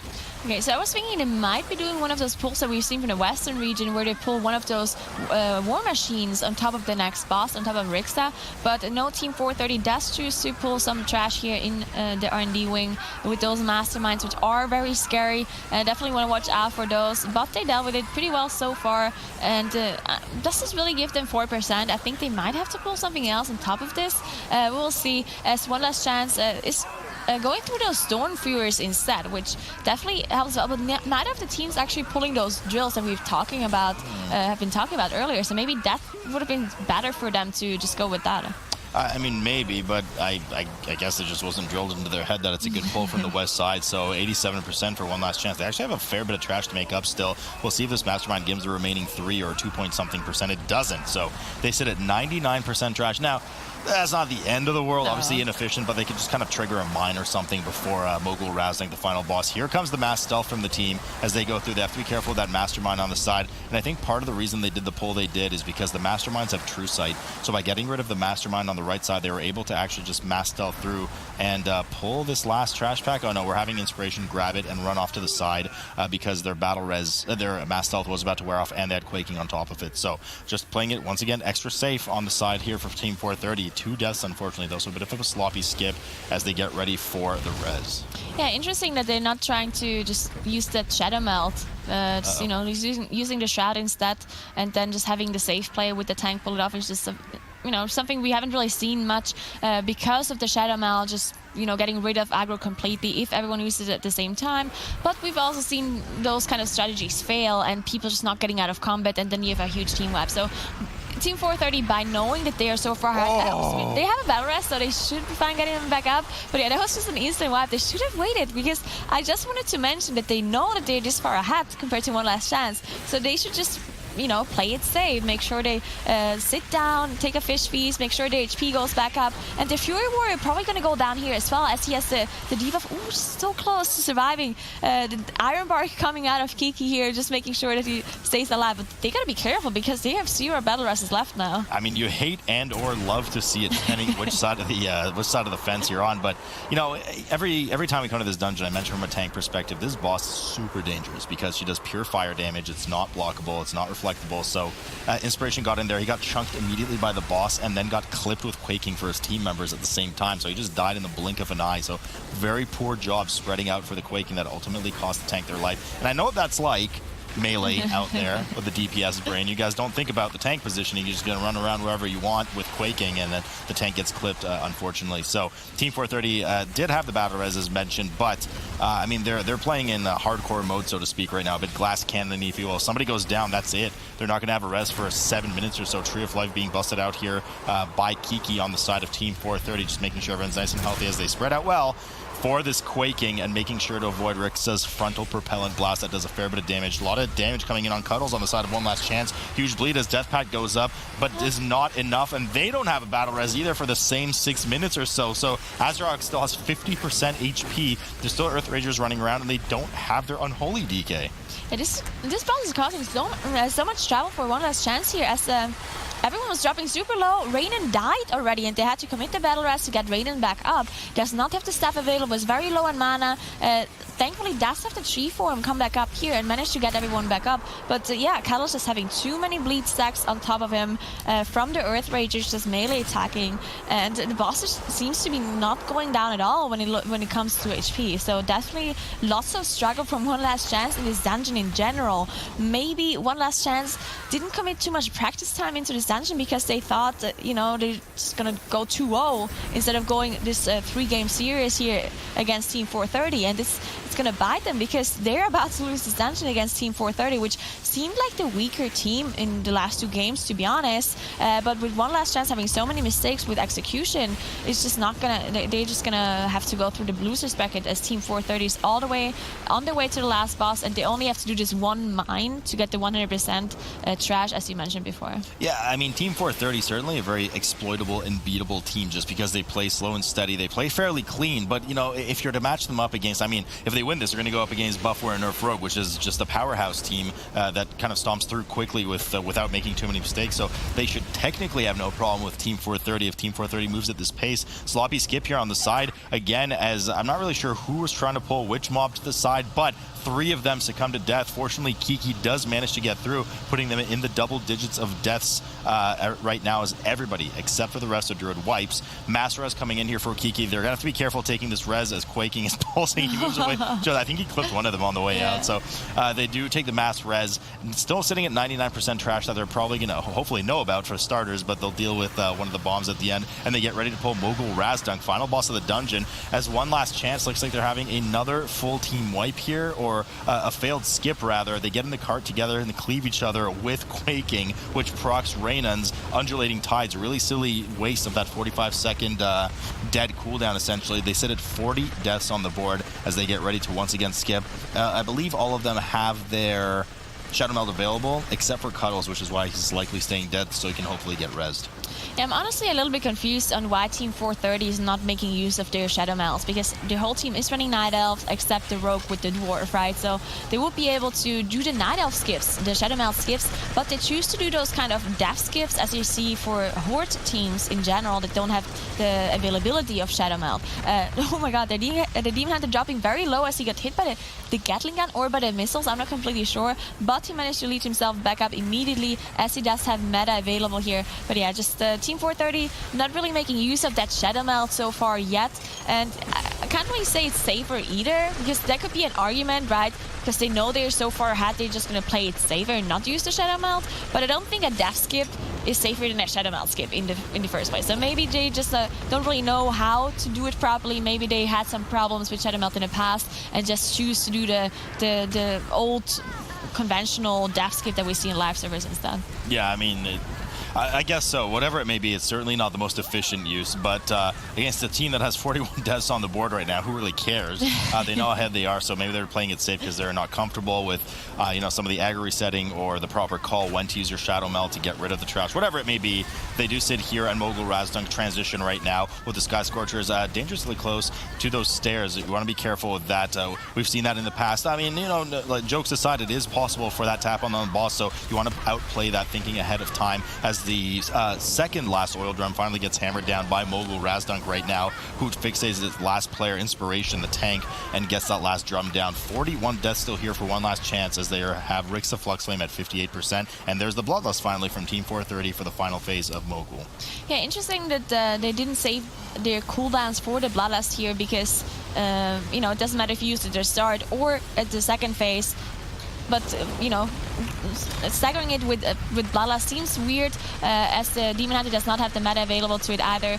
But in the end, they're so far ahead, they can do whatever they want as long as they don't have a full team wipe. They also don't have any battle rest available, so as soon as someone goes down, there's no way of them getting it back up. But it should be no problem for them, as it is a fortified environment, so the boss is not actually buffed by Tyrannical, and you can see the melees don't actually have to deal with any sort of mechanics other than quaking, because the healer is the only one who will get targeted by the missiles, and outside of that you just have to walk around the boss for the Gatling gun. So they should be alright, as Kiki drops really low on mana. It seems like it's not running the staff at all, as I don't see the debuff on him, and he never procced it, so we'll see about that later on. And they finish off a goal and are gonna win against One Last Chance here. They still need 1% trash though. Yeah, they're gonna run over to the mine right now, but I mean, man, Team 430 taking this with 11 deaths and against a team that is trying to match their numerical value in deaths themselves. But unfortunately, it's not over for One Last Chance, Jack. Of course, they will have, jokes aside, one last chance in the lower. What? I know. Well, you know what's even more interesting? What's that, Jack? They get a buy if they go to the lower bracket. That's true. So since before Nerf Rogue has a buy at the beginning, that also means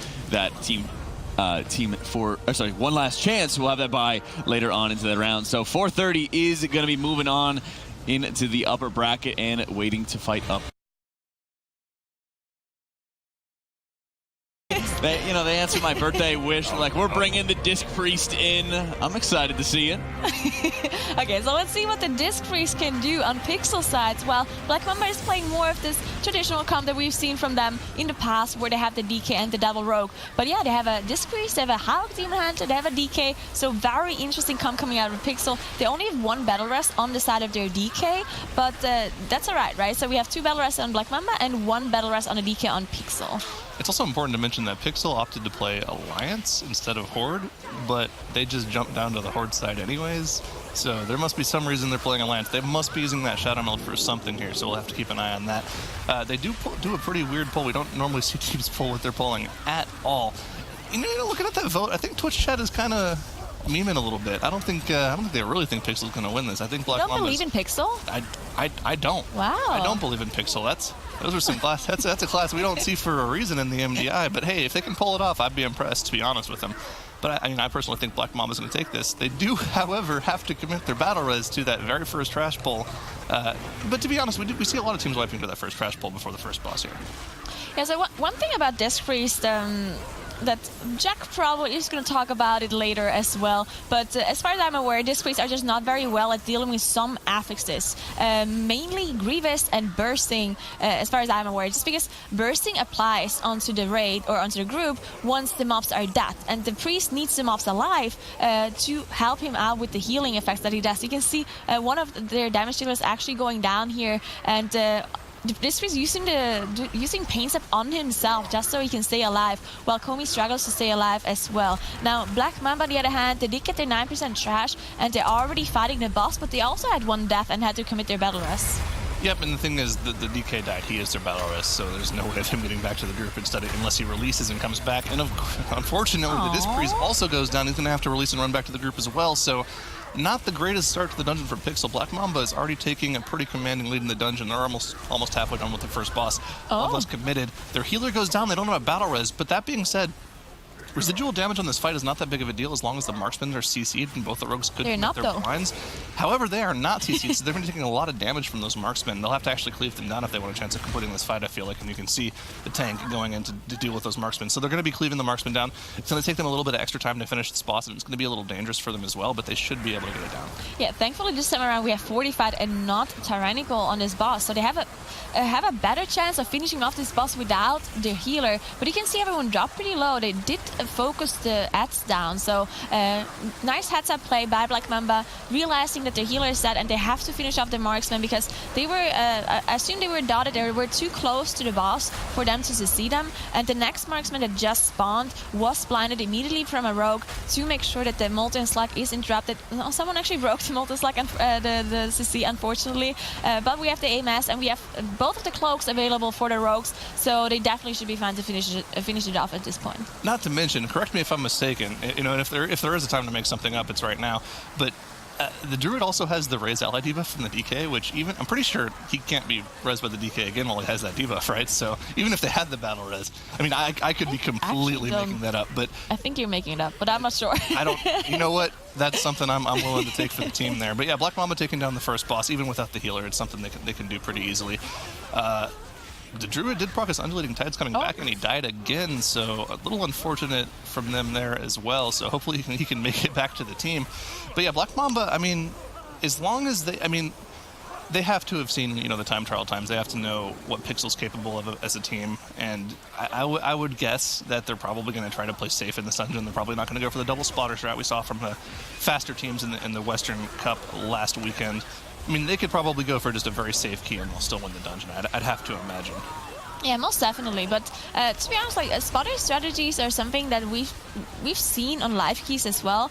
Maybe not like double spotter shenanigans or something like that, but the spotter is definitely getting used for those live keys, especially if you do really high keys in Siege as well. So if you're used to those live key strats and you haven't had enough time to adapt to the MDI speedrun strats, then I think you're still gonna be alright in Siege. Of course, if you do double spotter strategies like we've seen from the Western region in the past, then you're still going to be faster. But maybe the safer strategies is going to pay off, but they're not actually doing the safer strategies as they already have 6 deaths on the board, and unfortunately their disc freeze is going down again. So they don't have any battle rests available. They have to just release and run back. And yeah, 6 deaths on the board for Pixel, while Black Mamba also has 3. But Black Mamba is actually behind in trash because of the boss difference, because Pixel still has the boss to kill. Yeah, I mean, that's kind of typically what you see from the Alliance side, and it's the strategy we saw from the Spring LAN in Sydney earlier this year, where the teams opted to choose Alliance because they got a lot of trash before the first boss. Sometimes they were getting up to 40 or 50% trash percentage before they killed the first boss. But teams have kind of opted to use the spotter as a faster strategy after the LAN, so that's why we see most of the top-end teams on the west side playing Horde, so they can, get access to more trash after the first boss. So to see Pixel have a lot more percentage before the first boss, that's just kind of what the Alliance advantage is. That's why we see them going for that much trash percentage. Yeah, then we'll have to see what they do later on with their Shadow Melt, because that's why they chose to be Alliance, right? To have the Shadow Melt, I assume, because in general, Siege of course is different depending on what faction you're playing on. So Alliance does have not only a different starting point, but you also have different mobs, and some bosses have different mechanics as well. So you gotta watch out for that. But in general, players think that the Alliance side is more difficult to handle compared to the Horde side, and on top of that, you get a bunch of free trash percentage on the Horde side because of those gutters that you can just tag, and then they just kill themselves, as you can see on Black Mamba side here maybe. So there has to be some reason why they're playing Alliance, and we might see some skip later on with the Shadow Melt.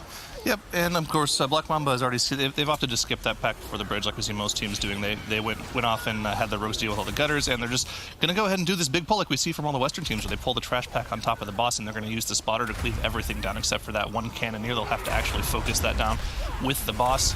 So if they're able to pull this off, I mean, this is a pretty good indication of where they are in terms of the comparison to some of the middle to top tier in Western teams. If they're able to pull off this pull, I mean, we saw multiple teams in the Western region mess this pull up. This is not an easy pull by any means. Having to actually stack all the mobs up, make sure that whoever gets targeted by the side of the artillery is able to place those circles on top of the entire group efficiently. This is like something. When I'm looking at Black Mamba, I'm wondering how good their execution is, because that's where they've been lacking. Their good times in some of their better dungeons have competed with the top teams, but execution is consistency and execution is what I want to see from Black Mamba, and being able to pull off that pull, that's trending in the right direction. Yeah, they're looking pretty good so far, except those 3 deaths. But those 3 deaths didn't actually cost them as much time at all, so it's not a huge deal. And it seems like they pulled it off so far. They killed all of the trash that they pulled on top, except the spotter that is rooted here in the back, as you can see. And some of those Marauders are not even pulled, so they can pull them on top later on to get the extra percentage. But yeah, one thing to note about their comp is that they're actually not running a Windwalker. That's something we've seen out of the Western region for Siege specifically, just because of the Windwalker's utility that it provides for the spotters. You do have the Ring of Peace, which makes sure that all of the mobs stay kind of grouped so the artillery can hit them all at the same time. And it also has, the Windwalker also provides the AoE stun to make sure that they're all stacked inside the artillery. But rogues do not provide an AoE stun, unfortunately, and unholies do not either. So Blizzard, maybe you should buff them and give them some AoE stuns, because they're definitely lacking in utility as far as I can tell. So maybe that's something we're gonna look about. But also one more thing to note is that the Resident is trying in Mass Route, maybe because of that specific reason, just to, you know, get them all grouped up and have them for the artillery as the Mass Route goes down. Yeah, that's really unfortunate. 2 players got hit by the cannon barrages in that phase there, like, you know, Proctus cheat death, because rogues have that. That's fair. But unfortunately, Resto Druid just got 1 shot, so they aren't going to have the Resto Druid for the majority of this fight, which means that their tank is going to have to play a little bit more defensive while they have these ads on them. They might not be able to phase the boss. Keep an eye on that energy bar on the bottom. When that gets to 100, Dread Captain Lockwood's going to jump up and start another transition phase. So they're going to be a little close here, but it looks like they're going to be able to phase it. So not having the healer's not that big of a deal. He'll be able to release right here on top of the boss once the boss goes down. Maybe they can even make it before the boss jumps away. It's going to be really close. And, oh yeah, that was really close, because once the boss jumps away, you have to play the intermission phase on Lockwood. He's not going to die in the middle of the phase. Even if you have bleeds on top, does not matter in any way. So thankfully they did manage to finish it off, and he can release right away as he spawns there. So the rest of it is back up, and Wong does trigger the event here, so the rest of the team can come up as well. And there you go. They will drag the spotter through this area. As you can see, the spotter in the back being alive, and now they have to deal with the emissary, as you can see in the corner. That's something we've seen from the western region a lot, where they would pull this Demolisher pack with the Buccaneers and just pull the emissary pack on top, while just having it zap first and then it being rooted by the rest of it. But it seems like they're playing it a little bit slower on Black Mamba's side, not deciding to pull the other pack on top, just dealing with the Demolisher pack first. Yeah, unfortunately, over on the side of Pixel, Onezor is not having a good time in this dungeon. I think it's like the 3rd or 4th time I've seen him go down this dungeon. I don't really know Priest mechanics that much, and I'm sure Jack is in the back just like gritting his teeth, hoping we could say something smart about Disc Priest, but we're gonna have to wait for him to come back up to say something about them, because he is the Priest expert on the desk here. So, you know, I wonder if it has something to do with the way Priests work in dungeons, if they just don't have, you know, that much preventive. They don't have the right, you know, healing toolkit for MDI. Because there's a reason we you know, predominantly see the Resto Druids, the Mistweaver Monks, the Holy Paladins, and mostly Resto Druids, obviously. They have probably the best damage to healing uptime of any of the healers. So, and I just wonder what it is with Priest. Maybe Jack can enlighten us a little bit later on. I think the main reason is that the MDI healers are just not as good on Disc Priest as Jack is. Oh. And if Jack would be playing Disc Priest, then they would definitely be way more popular in the MDI. I think that is the biggest problem that they're having. But Black Mamba, on the other hand, they finished off their pull here, the emissary pull as well. So they're going a little bit slower here, which maybe is because they know they're pretty far ahead at this point, or maybe they just don't want to do the big pulls. Either way, one got stunned by a banana and almost going down, but this is a pretty significant pull, so they gotta be careful. As soon as you run out of cooldowns, defensive cooldowns on their tank, they gotta be very careful, because the Buccaneers is constantly throwing off bananas. It's gonna be dangerous for not only the tank but also the melee. And you can see they're not doing a good job placing their side of artilleries here at all. Neither of those hit the ads. Tank goes down, and Holy Decay also goes down. They're gonna have to. I mean, the rogues. Moon popped his repost here to stay alive for a little while, so they can kite this out for a little while. As long as they hit these spotted artilleries, they actually could somehow clean this pull up, but it looks like they're going to have to kite it. Their tank is back, so he will be able to pick up aggro and everything. You know, it's only going to take one more artillery from the spotter to finish this group off, but Healer's just not able to get in. They'll get 1 or 2 ticks of the circle on the group, but it's just because the tank tide is just not clean. Yeah, they're having a lot of struggle here. You can see that that's just spreading out. Maybe that's one reason, you know, that's what I mentioned earlier, but by not having this Windwalker and not having any sort of AoE stun that will help you out except the tank's stun, Unholies do not have an AoE stun either, so just lack of utility maybe, not being able to group them up properly, not having the Ring of Peace, not having the Windwalker utility to help them out here, and on top of that they don't have the Typhoon either, right? Because they need the rest of Druid to have the Mass Route, because they don't have anything else to help them out, so no Typhoon available to stack them up a little bit better either.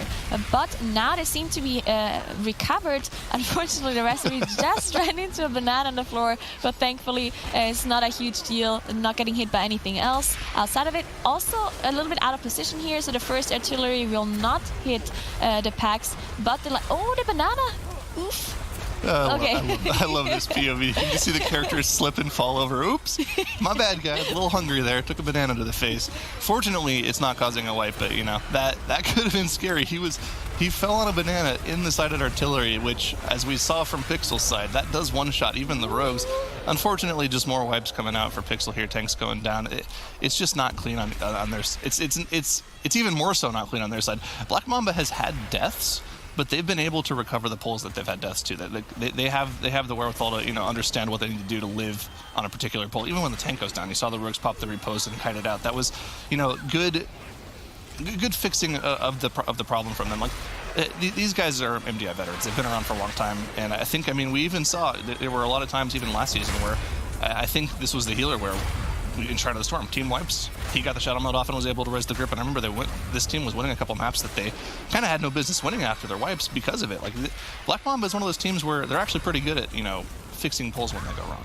Yeah, that's definitely something they're pretty good at. Now, Pixel actually decided to finish off the spotter before engaging Dread Captain Lockwood, so they do not have the spotter available to them to help them out with the trash afterwards. And once they're actually dropping very low here at the very pool, they gotta be careful because they are out of battle resist for both teams. So if they have any huge mistakes, any like the healer going down, then they're not gonna be able to get them back up. But yeah, so no spotter available for Pixel. There will be one extra spotter later on, but there's a lot of trash they have to go through without the spotter to even get there. While Black Mamba, on the other hand, does have a bunch of deaths here and there. You can see they're up to 9 deaths at this point, but as Sarah mentioned, they're pretty good at recovering their deaths and not having those full team wipes. And they also have the spotter still available to them, so it seems like they want to do this double spotter strategy where they just pull a bunch of trash and try to kill it with the double artillery. But again, they just don't have a lot of utility in their team, so they gotta be careful how they pull that off. Well, they're opting for the safer strategy too, right? When we saw the Western teams try to pull off the double splatter strategy,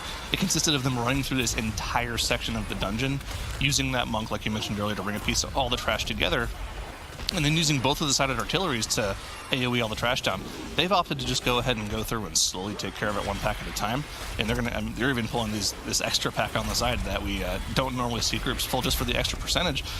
This is just like super clean, methodical play, which is exactly what I want to see from them. They know they don't have to go particularly fast in this dungeon to win it.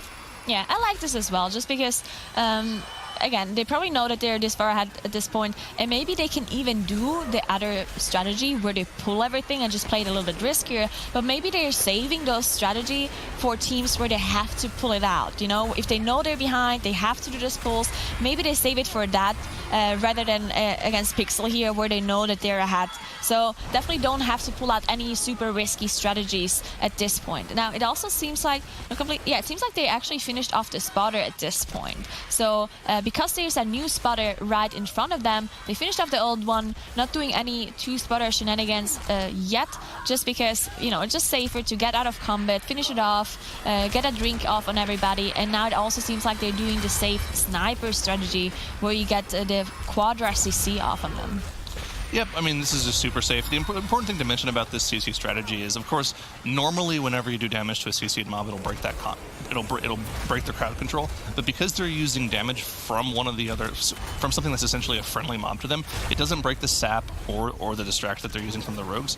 It'll only start breaking once each of the individual players starts doing damage. So you can actually use the spotter to completely cleave down these snipers, remove any chance of dying to those shoots from the snipers, which are incredibly dangerous. They remind me a lot of the snipers from, I believe the archers from Blackrock Cold from Legion. They do a lot of single target damage to individual players in the group when they cast their shoot, and their ricochet does even more damage to the entire group. So yeah, just not having to deal with any of that, it's way easier and way safer. Now, of course, it takes a little bit of time because you aren't able to cleave them down. You have to only use the sided artillery. But, like we mentioned, they just want to play safe. Yeah, so one difference here in strategy as well compared to the Western region is that Black Mamba does actually pull the Emissary of Tide on top here. Something we've seen from the Western region was that the rogues will just go and consistently sap the Emissary of Tides, even though it only lasts 8 seconds, but you can constantly re-CC them because they're not affected by diminishing returns. So you can just keep it out of combat the whole time as a rogue and just constantly sap it, which is something we've seen from the West, as I mentioned before. But Black Mamba just opting to pull the Emissary on top, just nuking it down, even though they're not able to see any of those mobs while the emissary is up. But that's why they also go for smaller pulls, and they don't have to deal with any of those other trash packs that they just left up. Well, something else that we haven't mentioned, I don't think a single time in this dungeon, because we've just kind of been focusing on the teams themselves. This is also a bursting dungeon, right? Like, so even if they did opt to go for the big pulls where they're pulling 15-20 mobs, 15-20 bursting stacks would just kill you. So it makes sense that they're opting to also just play safe in this dungeon. If they're only pulling 5 or 6 mobs at a time, you can live through 5 or 6 bursting stacks with a small personal or some, you know, a healing cooldown from the healer, or like committing both your health, your health potion. They don't have health stones; they only have health potions. So they can live through 5 or 6 bursting stacks. That makes sense that they're not going for the bigger stack. That just adds an extra level of complexity and danger to the dungeon that they just don't need to put themselves through to take this. I mean, you can see just in raw progression in the dungeon, Black Mamba, they only have to deal with these last 2 trash packs, and then they're finished with trash for the dungeon, and then they have 2 fortified bosses left. So as long as they're able to efficiently deal with his commander while they let the spotter deal with everything else, they're pretty much home free. Yeah, I wonder. I mean, the Bloodlust timing is a little bit awkward here because they are holding onto their Bloodlust for a pretty long time already, but you don't necessarily want to use Bloodlust for any of those spotter pulls because the mobs are just dying to their artillery anyway, right? So the artillery is not actually getting sped up or doing more damage because of Bloodlust, and therefore it's not actually going to save you as much time. It might just be something that you use for a healer cooldown, so the healer can keep the tank alive for longer. But yeah, also for the bosses, maybe Bloodlust is not going to help you as much because it is a fortified environment. They can do something on the last boss to maybe get a gripping tentacle down, get 1 less demolishing terror spawn. Either way, we'll see what they do with their Bloodlust, but it seems like they're getting 1 less usage out of the dungeon because they're already in here for 20 minutes, meaning they could have had already like almost their 3rd Bloodlust at this point, but they only used 1 so far. So definitely getting 1 less Bloodlust usage. Might not really matter in the end, we'll see what they do. Pixel on the other hand, still just struggling a lot after 14 deaths. We were actually talking about Bloodlust usage on the drive over here today, like, you know, a few hours ago when we drove over here. Like, it's interesting to think about how Bloodlust should be used in an MDI dungeon poll, because Bloodlust in a 5-man group is actually not really that strong of a cooldown. If you look at the actual relative strength of it compared to individual class cooldowns, I would say that your individual stacked class cooldowns with potions are stronger than what Bloodlust is. So there's a lot of times where we'll see teams transition from using Bloodlust as an actual damage increase on a boss, for instance, where they'll actually transition it once they've ironed out their strategies. They'll just use Bloodlust to enable a difficult pull that you would otherwise not do because it's way too dangerous to do. Like, for example, like some of the big Atal'Dazar pulls, sometimes in the past we've seen teams use Bloodlust, like for instance the Priestess of Alun'za pull. People didn't do that before at the start of the dungeon because they wanted to make sure they had their Bloodlust available later on for a second Bloodlust. They thought it would take too long. That's why we saw teams completely change their strategy to go to Priestess of Alun'za first, use their Shadow Meld and their Bloodlust there, and then they had the second one later on in the dungeon. It's just kind of like I feel like as we get further on in the MDI, seeing these teams, you know, adapt their strategies to do these bigger pulls and enable them with Bloodlust and cooldowns is really interesting to see. Yeah, most definitely. That's something we've been talking about a lot as well, as you mentioned, just because Bloodlust is something that once one team figured out perfect Bloodlust usage, you don't really want to play around with it that much anymore. At least in the spring season, we've seen people just stick to the same Bloodlust all the time. And then the first cup that we've seen for both of those regions, they kept the same Bloodlust usage as the spring season. But we were constantly questioning it because, like, why would you still do it here? And then teams started to adapt it and actually think about their Bloodlust usage. So that's something I really liked, specifically also in Siege. We've seen Method and A hold on to their Bloodlust a very, very long time just to have it for Lockwood to get 1 less intermission phase. So stuff like that is very nice to see from those teams, that they constantly think about the strategy and constantly think about what they have to do and adapt to just get a little bit extra seconds and just be a little bit faster compared to the other teams. I think the best example of it overall, you mentioned Siege, like Method and A strategy in Siege, they're the only team that does that. But I think the best strategy change that we've seen with Bloodlust usages has to be an Underrot. I think for the entire first season, plus the first week actually of this MDI, we saw teams use their Bloodlust on Elderly Axa and the Unbound Abomination, the 1st and 4th boss. Yeah. But we started seeing teams last weekend commit their Bloodlust to a larger trash pull in Kragmaw's room, and they're able to do that room in 2 or 3 pulls rather than 4 pulls just because of the Bloodlust usage.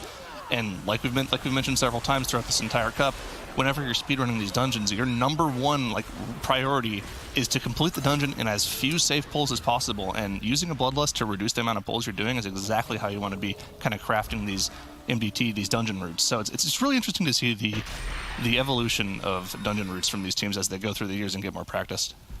That was very heartbreaking to see on Pixel's side as they finished off the trash and Komi almost survived, but he had the poison on him, and Priest, unfortunately, are not able to dispel a poison debuff. So he was just ticking down to the poison plus the bursting, and Wanzer was not able to dispel or keep Komi alive. Very unfortunate. That's also one thing why Priest struggle a little bit, I guess, because poisons are actually a lot of debuffs are poisons in dungeons, so not being able to dispel it is also kind of a big deal, especially because there's no other damage dealer who can dispel it in return either. So very unfortunate for them. As Black Mamba, they're already on the last boss here. It is 45, so in theory it shouldn't be a big deal for them. But we've seen lots of teams struggle on this fight, specifically because you can't use the spotters anymore to deal with the tentacles. That's something we've seen in the spring final, where they would just drag the double spotters on top of this boss and just kill the tentacles with their artillery. But that's not something you can do anymore, so you need to commit the damage onto the gripping terrors to not have the demolishing terror spawn anymore. Talking about using Bloodlust to enable big pulls, looks like Pixel has used their Bloodlust and pulled all of Haddle's room at the same time, and they're actually kind of pulling it off. Elo did go down, tank is dropping incredibly low, tank goes down. They have a battle res for him though, and they might be able to pull us back together if they get it off in time.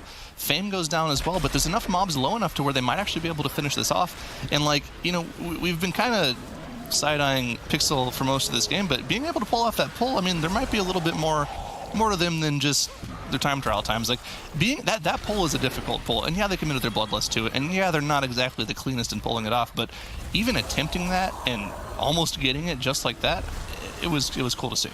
It also seems like they're not actually using the spotter at all, so maybe that's it makes it even more impressive, to be honest, because this whole room, without having the help of the spotter and the artillery, just having huge amounts of damage with the DK and the Demon Hunter using all their cooldowns to nuke it down without the spotter. Pretty impressive. I mean, they did end up having lots of people die, but they're actually going to finish it off, so not as bad as it could be. But Black Mamba committed their Bloodlust, and they have their final shot to finish off the dungeon and go 1-0 against Pixel. Yeah, I mean, Black Mamba, once again, like we expected, they take game one here, and it wasn't exactly the most clean run from them, but final cannon shot goes off for the fixed cannon, and yeah, Black Mamba 1-0 in the series. That's actually just a mistake with the group frame, so that's just the observers as far as I'm aware. There's no mages, unfortunately, it's just the observers that we can see.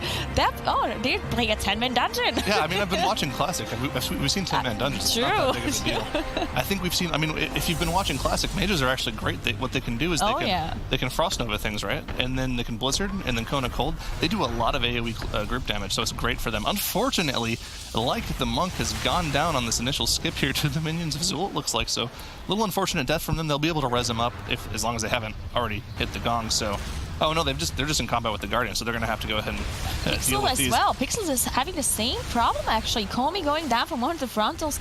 You can see explosive spawn everywhere, and Pixel is actually in combat with 4 of the Guardians, so they will have to have a full team wipe unless Wanzer is going to have a Shadow Melt that he can pull off. Other than that, they need to reset the pull completely. No. Black Mamba, this is the team that did this last week. They went for this 4 Guardian pull. Okay, well, Pixel has full wiped. But no, this makes sense. I'm pretty sure Black Mamba tried to do this pull in the first Eastern Cup, and I only see they have 3 of the Guardians. I'm not actually sure how that's possible. Maybe they're not linked. Yeah, they're not linked. They're not linked. Okay, cool. So they've got 3 Guardians, and we did see. I'm pretty sure we did see them pull 4 of the Guardians last in the first Eastern Cup, and they ended up wiping to it, and it was like their only major mistake they made throughout the entire dungeon, and it actually almost ended up costing them the dungeon. I believe they came back at the last second and won that map, but. Yeah, this is an interesting change to their strategy to see, because, I mean, I'm a huge fan of pulling the Guardians at the start because it allows you to skip one of those bridge trash packs later on, which are in general a lot more dangerous than these Guardians. Of course, the main reasoning for that is, of course, those suppression slams this patch were changed to only target the tank. So as long as the tank is moving around and the group knows where the tank is standing, there's no way you'll ever get hit by them. So this is a really cool strategy. And, you know, they did have a couple deaths early on, but it looks like it's not going to be a full wipe for them. Yeah, so they have the 2 deaths. Unfortunately, they didn't cost them too much time. While Pixel, on the other hand, they did have it did cost them a lot more time because it seems like Pixel didn't actually intend on pulling the Guardians, but they just pulled them anyway somehow and didn't manage to get the aggro off. So they had 3 players die on their side and did have to reset the Guardians. But now they pulled 2 packs together, which is something we see on live servers a lot as well. Those first 2 packs that you can see where there's only 1 Witch Doctor in there, and the Witch Doctor are the most dangerous mobs that you have to deal with in those packs in general. Komi actually going down as the champion is raging. Oh, they actually don't have a Raging Dispel in their groups. There's no Druid, no Hunter to get rid of the champion when he buffs himself, the Raging. They did have their Battle Res, so they did have to commit that right there for their tank. They won't have that available, so neither of the groups has a Battle Res available. Yeah, that's another reason why we normally see the rest of the Druids come out, especially in Raging. Their toolkit kind of just does it all. Raging, nah, I'll soothe that. That's great.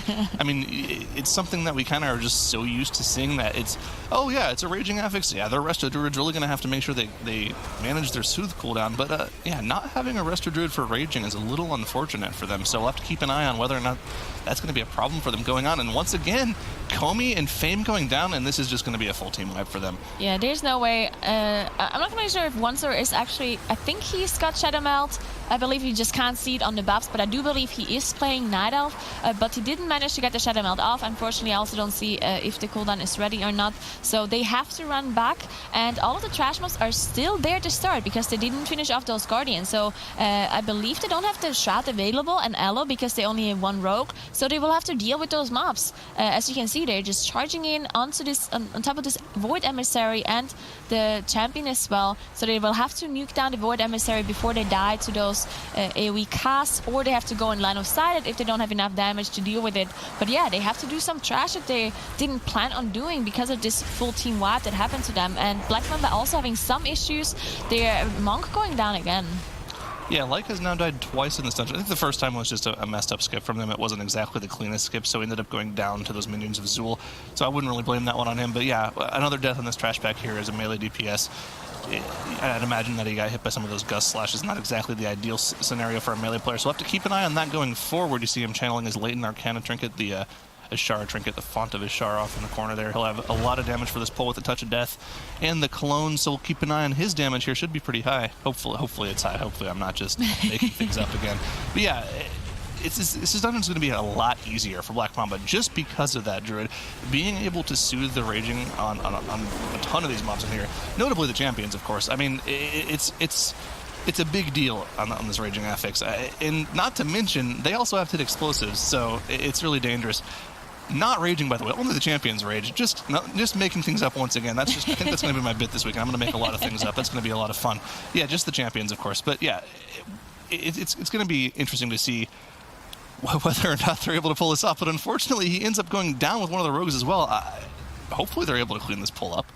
They had a lot of deaths. They had, I believe it was Wong, the Monk, and Moon go down first, and then we see Envis go down as well. I'm not completely sure if one of the rogues actually managed to stay in combat with the mobs. Doesn't seem like it. So the whole pool reset. This is going to cost them a lot of time. You can see the whole pool reset. They have to do all of it again.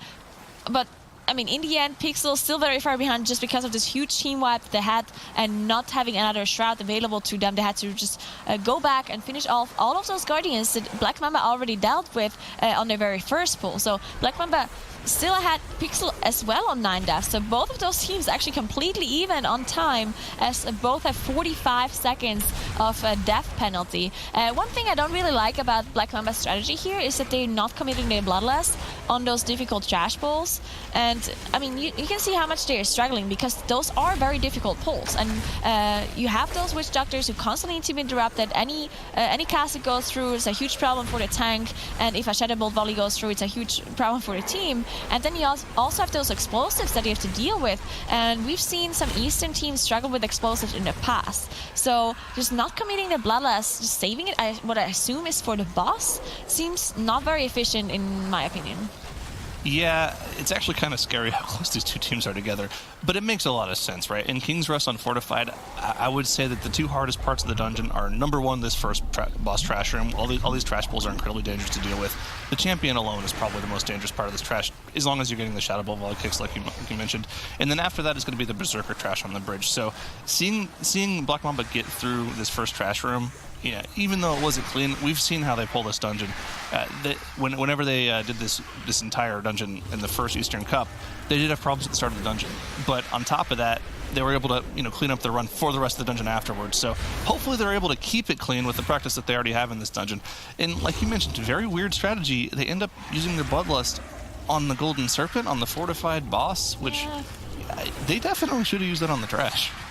I agree. I don't think this is very efficient at all, just because the boss, not only is it fortified, but it also got nerfed, right? So the Spit Gold debuff that you can see getting applied to the players that will drop the gold pool on the floor after a couple of seconds doesn't actually do as much damage anymore. And that's why Envy's can actually go into cat form and do a lot of DPS, just because it doesn't require a lot of healing anymore. And therefore, this boss is really not as difficult, because that was the biggest difficulty of the Golden Serpent. Having the Spit Gold do just an insane amount of single target damage to those players. And that's why most of the teams were committing their Bloodlust to this boss earlier or in the spring season because of it. But now with the fortified setting and the Spit Gold nerf, I don't really like the Bloodlust commitment for the boss anymore.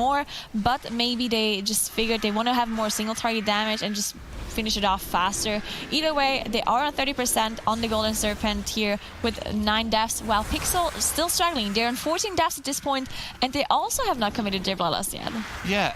I wonder what it is this week. Like maybe one of the affixes is actually quaking and the US just lying to us. I mean, it's not. We've seen both explosive and volcanic going off. Maybe there's a hidden fifth affix that makes this boss a little bit more difficult. Probably. But yeah, it's definitely a very weird strategy to see from these teams to commit their Bloodlust to this boss. I mean, with the amount of deaths they had to trash, you'd have to think that it's a lot more efficient to use the Bloodlust on the more difficult portion of this dungeon. So a little bit of mistakes from them, but you know what? As long as they're clean for the rest of the dungeon, I'll give it to them. Yeah, we did unfortunately see, while we were talking about Black Mamba on the boss here, Pixel did have another full team wipe on their side while they were dealing with that second-to-last trash pull in this room. I think once this mob goes down, they are done with all the trash in the room, and they are on the same trash percentage as Black Mamba, so I'm pretty sure that's correct. And then they popped their Bloodlust while nothing was in combat with them. That's some sick DPS they're pulling off right now. I think that's actually just to make use of it, because they saw that they're in the dungeon for more than 10 minutes now, so they figured, oh, wait a second, we have the ability called Bloodlust, let's use it right now. So I definitely like the usage of Bloodlust right there. Unfortunately, it does not speed up the mana drinking when you use the Fish Feast, but maybe that's something they thought. Maybe they thought it will speed up the mana regen from the Priest so they can pull the boss faster.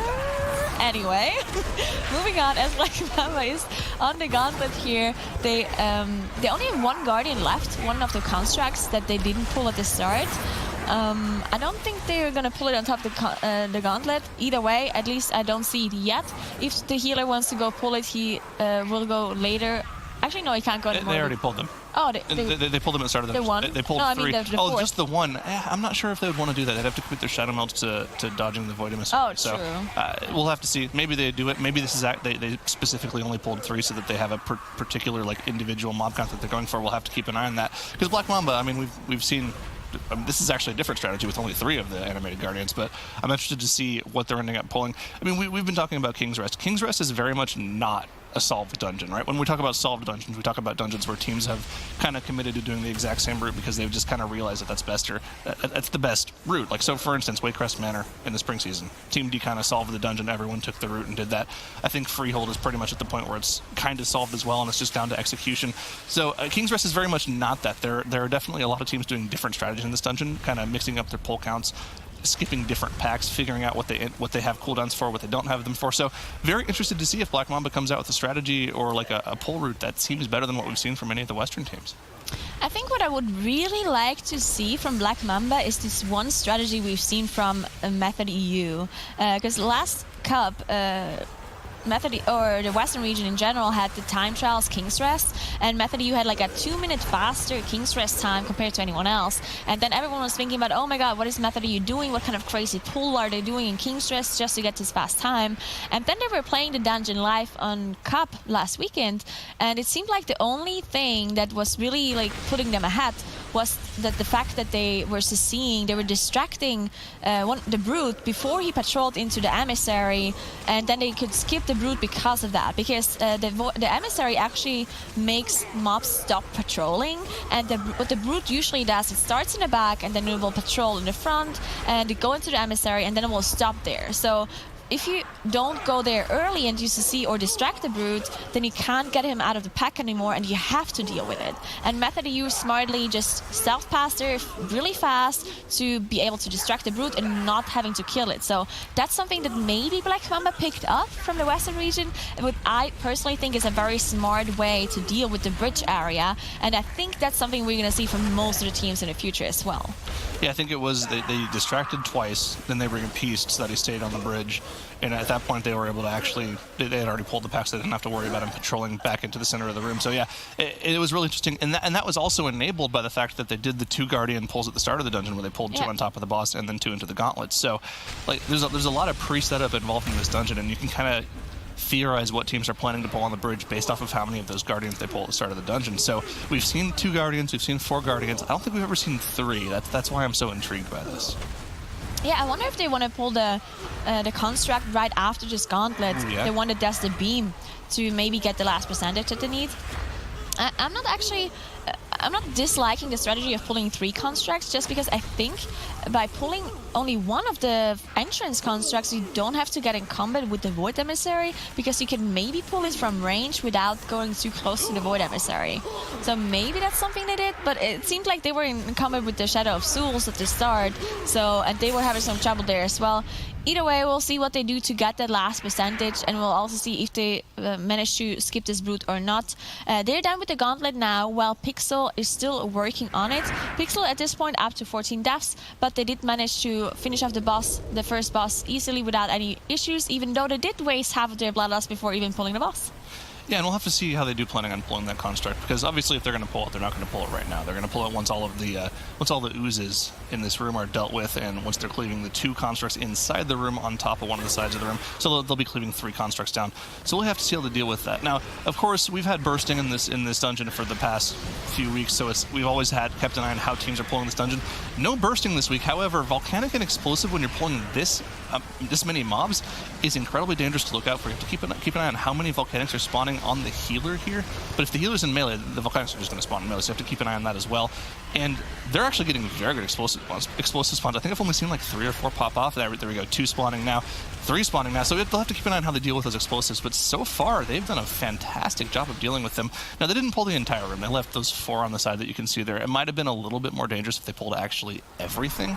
So there's a little bit of a safety pull from them. They'll be able to cleave these 5 mobs down pretty safely afterwards. But I mean, already on just the 5 mobs they're pulling, they got 2 explosives right off the bat. So there's a little bit of RNG involved with explosives, but they're able to deal with them pretty well. Yeah, we all love some RNG in World of Warcraft, don't we? But one thing that they're good at, the rogues, is explosive killing, right? And they have 2 rogues in their setup here for Black Mamba, so they should be pretty fine to get to kill them all as they spawn. Even if they get a little bit unlucky and have more explosive spawn, rogues in general are just very good at killing them. And one thing that is also good is the increased range, the increased melee range from the outlaw rogues, meaning they don't actually have to step into the pools here in the floor, the green pools, because if there's one explosive that spawns inside, you can just still finish it off without stepping in because of the increased melee range. So definitely an advantage here for having the double rogues to deal with explosives. And now they're just finishing off those 2 Guardian, the constructs here, which do put you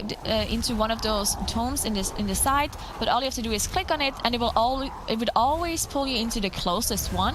So as long as you tank the constructs close to a single one, you know exactly where the player is going to end up being. Yeah, Wong is getting absolutely clapped by these constructs here, but yeah, we'll have to keep an eye. Like, I feel like if they pulled the Purification construct like you were guessing they would, I feel like they would have pulled it already at this point. But since they're on this side of the room, I don't think they're planning on doing it unless they just want to cleave it down with the boss, just do pure 2-target cleave. I mean, it'd be really interesting to see them do that, but I don't think we'll see them do that. So yeah, one of the constructs going down. Of course, they'll be pulling the boss here pretty shortly. Both constructs end up going down there, nice and easy. And they're setting up to do something, but they're not actually...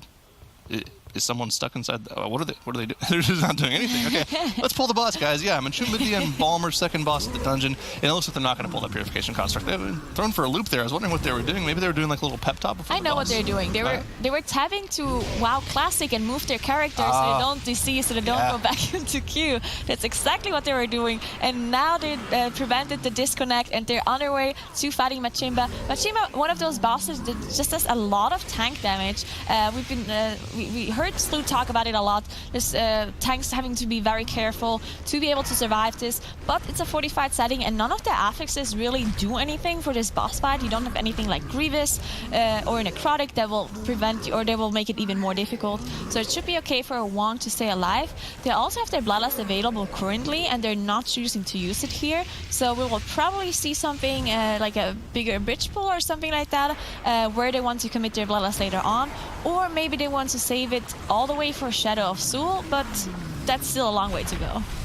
The Shadow of Zul would be interesting to see. That'd be the first time I think we've seen that before. We've seen teams commit with their Bloodlust Shadow of Zul, so that's not... Saving the second one all the way to Shadow of Zul would be something brand new, though. Yeah, like you mentioned, they're probably planning on using that second Bloodlust on the Berserker pull directly after the second boss, which is a pull that I think we see the most wipes to out of any team. You know, once your tank gets up to 2 or 3 of that bleed stack, and if he doesn't have Stone Form to use the Dwarf Racial to remove that bleed, they're just going to die. So we'll have to keep an eye on how they deal with those bleed stacks afterwards. But yeah, Pixel not actually that far behind in this dungeon, which is pretty impressive from them, considering what their experience is in dungeons on live. So they're doing a pretty good job of just kind of completing this dungeon so far. Yeah, Andrew's actually having some struggle here staying alive as he got one of the fire ticks, I believe. So nice recovery there as they don't have a battle rest available, but even if they would have a battle rest available, there's no one else who can rest other than the Raster Druid, so he has a lot of pressure on him to stay alive. No way of getting him back up if they're in the middle of a boss fight. Now, as you said, Pixel actually not that far behind. They're really not in raw dungeon speed. Now, they're obviously 7 deaths ahead, so they're behind in time because of that. But outside of that, they're doing pretty well, considering that they have a disc freeze, right? So they're always gonna think about that. They're handicapped with the disc freeze, so they gotta watch out. And everything is kind of impressive that they're doing. Now, unfortunately, they have their tank go down and one of the damage dealers go down. Not completely sure if they can even finish off this pull. Maybe the priest can get off a Shadow Melt, as you can see right there. Yeah, he should be out of combat now, so he can rest the team back up. As Black Mamba is probably doing a pretty decent pull here, decently sized one. Maybe committing the Bloodlust? Doesn't seem like it. No, they're not committing their Bloodlust, so we'll have to see where they plan on using that. We're not seeing the distract strategy coming out from them here, so we'll see that Brute just patrol right into the next group. But if I remember properly, Black Mamba just opts to skip both of these 2 packs, but Wong does go down, unfortunately. They have a battle res if they want to get him up here, but I'm not sure if they necessarily need to. They should be able to get this Berserker down. They'll probably lose one of their DPS to the bleed when it comes out here. He does go on the rogue. He doesn't have Stormform available, so he does die to the bleed, but they should be able to finish off the Berserker before the next blade comes out. So actually very interesting presence of mind to not use the battle res when they don't need to. You did see that Severing Blade, I believe, go on one of the clones. No, I think they just Stormformed it off. So yeah, that was pretty insane presence of mind to just not use that one battle res they had there. It's actually kind of interesting to that they're struggling so much on this pull, because there was really only 1 Berserker and 2 casters. Seems like they were not interrupting Spectral Bolts that much, because Wong struggling so much on just 2 casters and 1 Berserker seems a little bit weird, but maybe they just didn't want to commit any sort of cooldowns to this pull, because it is a smaller pull, just to have the cooldowns later on. Now, they did use the Shroud to go past the rest of the trash. Wong, unfortunately, getting in combat, so they will have to commit a rest. But yeah, one more thing to note is that none of them are dwarfs, which is interesting because we see them a lot. We have 5 Night Elves here, so none of them are actually able to get off the Berserker stacks. So in case there's something going wrong with Wong just getting a bunch of bleeds on him, or anyone else getting bleeds, there's no way of them to actually get rid of them. So that's very interesting. Not completely sure why they chose a full Night Elf team. It has something to do with their trash skip, I assume, right after this boss. Yeah, but something else to mention here is they got through that entire bridge using one shroud. Most teams we see, if they do the skip that we just saw Black Mamba pull off, they have to commit 2 shrouds to using it. Instead, they all use Lightfoot potions to get through the entire bridge. So, interesting change of strategy. It means that they won't have a potion up for the start of this boss, but they'll have one up for this. They'll have a second potion up later on. Probably right about now is when it would come up. So. Interesting thing. They must be doing that because they want to use a second shroud somewhere later on, probably right after this first boss to skip those 2 berserkers. So, I mean, that's just kind of interesting. We don't see anyone from the Western team really doing that. They usually use 2 shrouds to get through that bridge. Yeah, we definitely see that. That's why we also saw one of the teams run triple rope, right, just to enable these kind of shroud skips. So interesting to see that Mamba can do the skip without needing the double shroud. Probably, well, it helps them a lot because they can shroud backwards now, and this is just. I think this is just a safety play, really, to shroud past the trash first and deal with the boss, because once you down this council boss, you do enable the respawn here on this very platform. So when you do one of those more difficult bridge pulls and anyone goes down, you can just release immediately and you'll spawn right here. So it's just such a big safety net to gain, especially because those bridge pulls are just so dangerous, and we've seen so many teams have trouble with it. And if you have people die and you do not enable the spawn point here, you spawn all the way at the end, and it takes so long for you to get back. Yeah, but I mean, it's a huge pain if you end up wiping without any of those checkpoints, especially because most of these teams don't actually unlock the separate checkpoints in this dungeon. Of course, the first checkpoint is unlocked by killing off that purification construct that we were talking about before Machimba. If you don't kill that and you try to take the shortcut, you're just going to be in combat with it. So, yeah, these teams don't have any of the checkpoints unlocked until they kill the 3rd boss, so it's really important to mention that. Now, of course, this week, because we're in that explosive affix, Xana's Otherwise is a little bit more dangerous than usual because the explosives can spawn on each of these totems in the room, so you're going to see them kind of up for a more safe strategy of spreading out all of their DPS to different totems just so they can deal with potential explosive spawns.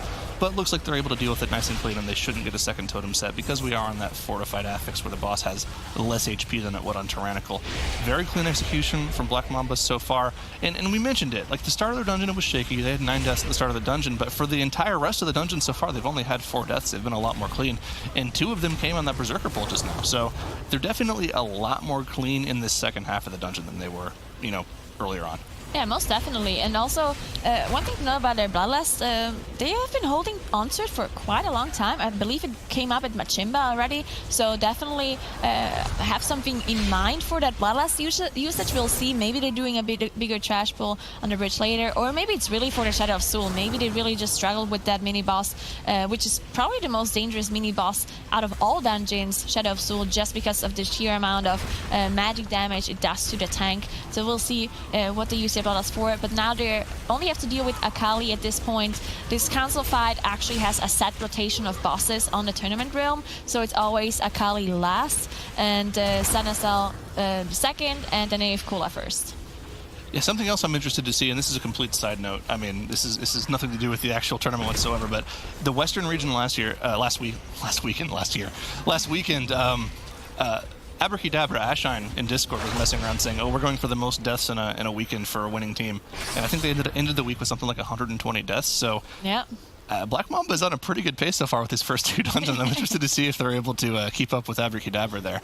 So, interesting to see what they plan on using this Bloodlust for. You see them kind of stopping at the door there, making sure they all get through the RP at the same time so that they are all back into the game when they get to this trash pack. And I think you might be right. I think they're planning on just saving the Bloodlust for the Shadow of Soul. Yeah, so unfortunately, Pixel having a full team wide, one sword almost managed to kite them off out and maybe get a Shadow Melt off, but unfortunately didn't manage, so they will have to respawn. And this is what we've been talking about. They did not uncheck this spawn point where you can talk to the NPC here and get teleported to the bridge because they didn't kill this construct. So they will have to release, everyone spawns at the entrance and they have to walk all the way back. So a huge time loss there for Pixel. But Black Mamba dealing with this pretty difficult Berserker pack here, and again, they don't have the Stormform. So if anything goes wrong and they don't deal with the Berserkers properly, then there's going to be a huge problem for them. One, not having the shield wall available either. But now they're on. They actually, this is a pretty decent pull. They actually pulled 2 packs together here with a Void Emissary, with an Emissary that they have to knock out. Yeah, the most dangerous part of this pool. Whoa, never mind. We're going down. They have a Battle Res form should they choose to use it, but the Monk is also going down. They're just going to Shadow Meld and res this. Yeah, you can't start off a pull like that. I was going to say the start of this pull is probably the most dangerous part because you have to pull that pack in from afar. And if any of those explosives spawn early on, that could be incredibly dangerous. Did the rogue release? Okay, no, he released at the boss. So yeah, I was like, oh, did he release at the start of the instance? That'd be terrible. That'd be catastrophic. But no, yeah, they just respawned at the third boss, so not a big deal. He can stealth right by those berserkers. Yeah, now the important thing to mention, they did deal with the emissary, even though they wiped on that pole there and had 2 deaths. The emissary is gone, so they don't have to worry about any of the reflect damage. But yeah, there was a lot going on there. If those explosives spawned on that far pole, they'd have to do damage into the reflect emissary, and they could end up doing a lot of damage to themselves. I mean, their pistol shots when they're buffed by Deadshot do something like 100k when they crit, so that's a lot of reflect damage to deal to yourself if the explosive is inside that emissary. So there's a lot going on at the start of that pole, and they didn't end up wiping just due to poor management. But you know, quick thinking. We talk about the healer on Black Mamba. They're a quick thinker. This team has done a lot of good things just fixing poles throughout this year. Yeah, and one more thing to note is that if they know that they're this far ahead compared to Pixel at this point, then they don't have to do any of those really huge pulls anymore. Maybe they try to do the bigger pull, and when they realize, you know what, let's just shut them out and just do this one by one, right? There's no point in us even showing this pull, even if they can pull it off, which is something, you know, they will figure out in practice. If they can pull off this big pull with the double packs, which is very dangerous, by the way, then they don't really have to do it right now. They can just save it later on for other teams where the games are a little bit closer, because this game here against Pixel, I mean, they're really far ahead, so they don't have to do any of these shenanigans, any of these super risky pulls. But yeah, they're still holding on to the Bloodlust, so I assume they really just are going to use it for Shadow of Stool. Unfortunately, the Monk going down, but he can release as they got the checkpoint here, which he just doesn't want to. He's checking his WoW Classic again. Yeah, well, he would have to go by the 2 Berserkers. And That's true. I don't think there's any way he's going to do that without an Invis Pod, but you know, he probably could do that at this point. I don't think this is enough trash. I still think they still have to pull 2 more mobs after this so they can get trash count for Shadow of Zul. Yeah, they have to be at 96% for Shadow of Zul. So, what are they going to pull? This is where the 3 Guardian question comes into mind. Why wouldn't they just pull the 4th Guardian? That would give them that would give them almost the trash count they need. So it's like kind of a questionable play I feel like to pull this pack. Maybe they were intending on pulling the Guardian, but somehow didn't aggro it, and then they already had their Shadow Melts off and they couldn't get it anymore. They just decided, you know what, we're just going to do something later. Maybe it was like a decision that they made on the fly and something didn't work out the way they wanted to earlier, didn't get the percentage that they needed. Either way, they actually have 2 damage dealers go down here. I believe it was the Raptor Jump that killed them. They also had a Poison Diva from the Beastmaster frontal cone that, you know, if positioned properly, it actually doesn't have to hit the whole team. They also have 2 Poison Dispels in their team, as both the Windwalker and the Restitute are able to dispel it. On the other hand, Pixel actually does not have any Poison Dispels whatsoever, so they got to be super careful.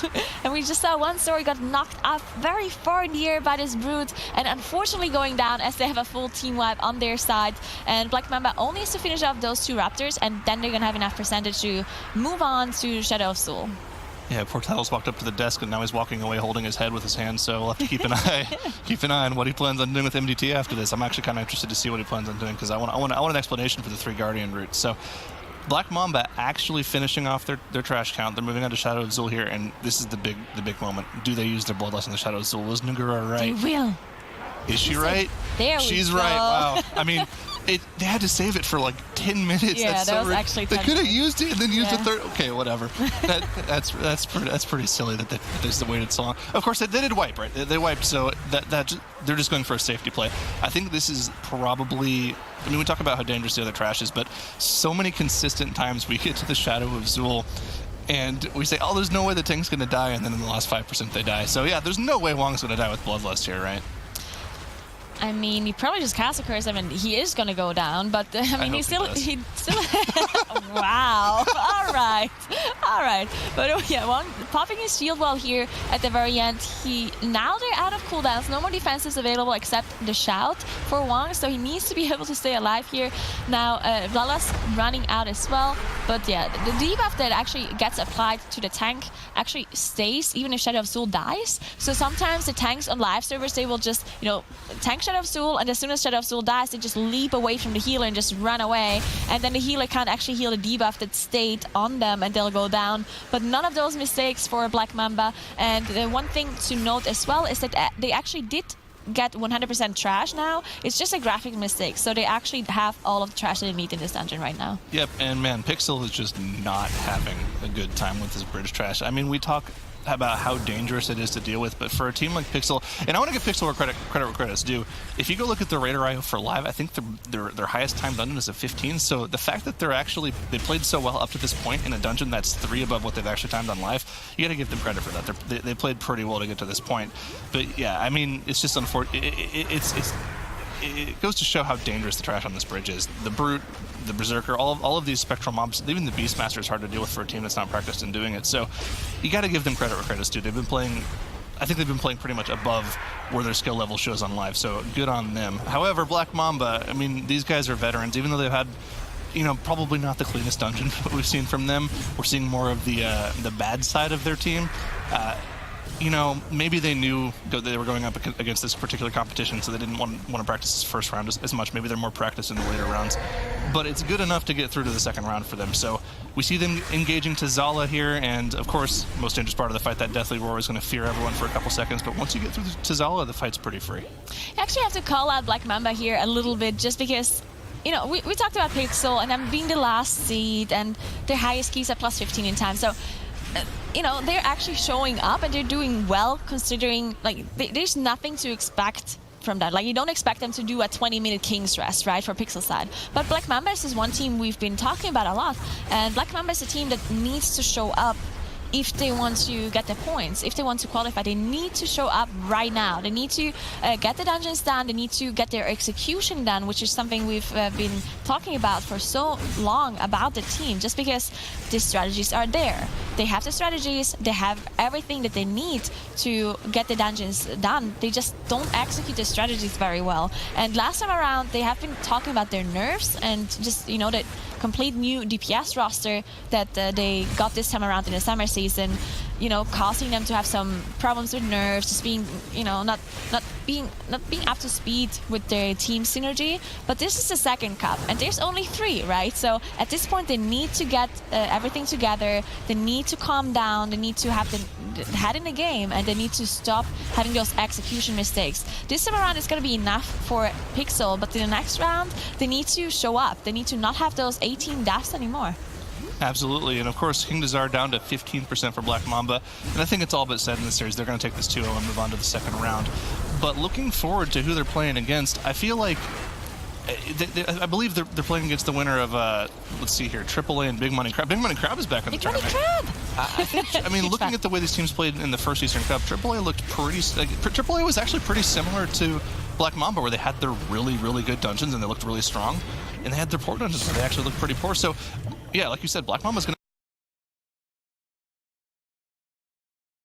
anything to worry about too much. It's really the necrotic that we're going to have to keep an eye on these teams, as Black Mamba and AAA getting ready to get out the gates here. Necrotic, very dangerous in his dungeons because there's a lot of low health mobs. It's actually one of the dangers we talk about with bolstering as well in this dungeon, but a lot of low health mobs, a lot of frequent hits, a lot of necrotic stacks for these tanks. Yeah, we actually see one of those snapping pulls come out of Black Mamba. We've seen this pull over and over, but we've seen teams fail to this very pull lots of times, just because some of those mobs end up resetting the aggro, and then they start evading and they hit random players while the tank is going away kiting. As you can see, Wong just going up the stairs, actually going down there. So one of the casts actually went off from the attendants. Usually you want to start kiting as soon as you run out of cooldowns as a tank, just so the casts don't actually go off, because you run out of interrupts, so those water blasts just go through and they just do such an insane amount of damage. Right on cue. You hate to love to see it. The tank falls over. He just waited too long. He has 46 necrotic stacks when he started running away. That's just too much. He didn't have any defensive left. Spellfreck was on cooldown, so he just kind of bit off more than he could chew there as the battle. They did manage to clean up the pull, though, fortunately for them. Similar to what they had in their previous series. A lot of, their mainstay of the series was really a lot of sloppiness, but they did manage to recover, and that seems to just continue here today for Black Mamba as they down the pull, 11% trash, the 1 death on the board, which they use the battle rest for. And they've headed downstairs, done another snap pull in the corner, and are getting ready to spawn Acusir. AAA has already moved down as well. Oh no, actually they're still on the main platform. I thought they were on the platform before Acusir. They're still on the main platform beyond where the first Templar and all those initiates are, taking it a bit slower. No snapping for them either, as the shield wall comes in for WoW right now, just to make sure he can help out with a lot of those necrotic stacks building up. I really like the sniping pull that Black Mamba is doing here, just because everything just stacks up so much faster. Now, unfortunately, because everything stacks up much faster, the tank also gets more necrotic stacks, so that's something you do have to watch out for. Wong already going going down once, and they did commit the battle rest to it as well. So they're out of battle rests at this point. Something that is kind of a questionable battle rest at this point, just because, you know, the entrance was right there, so he could have just released and run back. But because it's such a difficult pull to deal with, just not having the tank around, maybe they just wanted to go the safe way and use that rest. As they also just commit the Bloodlust for Aquasir, and you also see the army come out of the DK. Aquasir or Madam here for the 95% on Black Mamba right now. Now, Bao going down on AAA, unfortunately, doesn't get the skip off properly. And that skip was also just a bit sketchy, too. Lai got ahead of WoW for a moment and then ended up proccing his Undulating Ties while they were running down. So just a bit of poor coordination on the side of AAA, but nothing too costly right now, as they do manage to kill off, they managed to skip everything off, only one death, and then WoW running over manually here for the snap. Same snap that we saw Black Mamba do, but not nearly as many mobs this time, as he immediately jumps off now that the Spiritualist isn't snapped, and just provides himself with time to backpedal and kite. But looks like they didn't really snap everything. There's a couple of attendants still, unfortunately, on the side, and whoa, going down straight off the side of the cliff here. Lai will follow suit, and it looks like there's going to be a full team wipe. I don't think, no, certainly none of them have Shadow Meld available. Rogue might be able to vanish and get away to safety, but disastrous striking here for AAA, and that was a 10 out of 10 dive into the abyss there for WoW. So Black Mamba looking in good situation here as the 64% on Accusir with still that one death on the board, Nagura. And it's one of those difficulties with snapping, right? I mean, if you get hit by anything whatsoever, but it was washaways, right? Then not only are you gonna die because you fall off the platform, but all of the mobs reset, because there's no way of the mobs hitting them, you know, following the tank off the cliff, and therefore they just reset to their initial position basically, and that's why the Rason Druid died right after, just because the mobs were aggroing on him and just finishing him off. So huge problem for AAA, as Black Mamba are getting the intermission phase very soon on Aquasir. We've seen some teams struggle with the intermission phase, but mostly the teams are fine to deal with it. I also wanted to mention that Black Mamba had a very interesting strategy, as Envy's actually pulled those droplets from the higher level, because there's one spot, if you go really close there, almost falling off the edge, you can Moonfire or Sunfire one of those droplet packs, and they will slowly go into the boss, and you can just get a little bit of extra percentage. So well done by Black Mamba there. Very well done indeed, as they are about to finish off their transition. Accusir down to 24%. The last Aqualing will put him down to about 14 or so percent, and they'll just finish off that first revisit of phase 1. AAA still fighting here with the trash, getting ready to pull Accusir, who's already spawned. They can't sneak by him this time. Now, fortunately for them, after that wipe, they did have a second Rogue available, so they were able to use that second Shroud and get back down into action. AAA also committing their Bloodlust to this high tyrannical health boss. Accusir is now at 90% HP for them, as Black Mamba is about to enter their single target digit. Windspeaker Heldis, of course, present here on the side of Black Mamba. We've seen that be pretty popular now, kind of combining Heldis with this high tyrannical mob, just to get the benefit of that 25% haste rune that drops on the ground. Of course, it does strain the healer a bit more, but ultimately it is worth the net damage that you can output on the boss. Yeah, definitely like the strategy with Heldis in there as well. You can see how evenly they finish off Heldis and Aquasir at the same time as well, so well done there. Now, thankfully, we do not have Bowstring anymore, something we had in Shrine for both the Eastern region and the Western region for the last 2 weeks. So thankfully, no more Bowstring. But yeah, Necrotic is something we've tanks had trouble with, and both Wong and WoW are not actually running Dwarf either. So we don't have any stone form to get rid of that Necrotic, so we'll have to watch out and see what the tanks are going to do later on. Just Necrotic, huge problem in this dungeon in general, because there's so many small mobs like initiates that hit you and just apply Necrotic, even though they don't have a lot of HP, but it's just gonna cause so many problems because of that. But there we go, a pretty huge snapping pull by Black Mamba again, and it seems like they're dealing with it pretty well. Really nice to see the observer viewpoint on the Rogue there, exactly what they do, running in and then grabbing everything with Tricks of the Trade, running back out just past the Void Emissary and tricksing everything over. So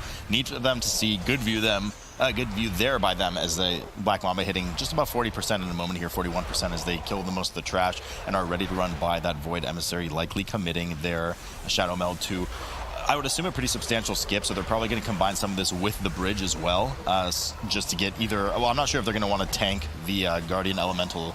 Some teams have started doing that, but certainly Runecarver Sorn is one that's going to be ignored, and not the case here for Black Mamba. They actually use their Shadow Meld and then use a Mass Stealth on top of that. Unfortunately, the DK goes down. Not sure if on purpose. There's no reason for them to be on purpose. He does not have a Shadow Meld available anymore and is not part of the Shroud, so they're going to have to wait for a res here from Envy's on the side, and we'll see just what they decide to do with that Guardian Elemental. We've seen a mixture of strategies in the past week. Some people, as I mentioned, have started pulling the Elemental and cleaving it down, and some people are still skipping it traditionally that we saw in the last season.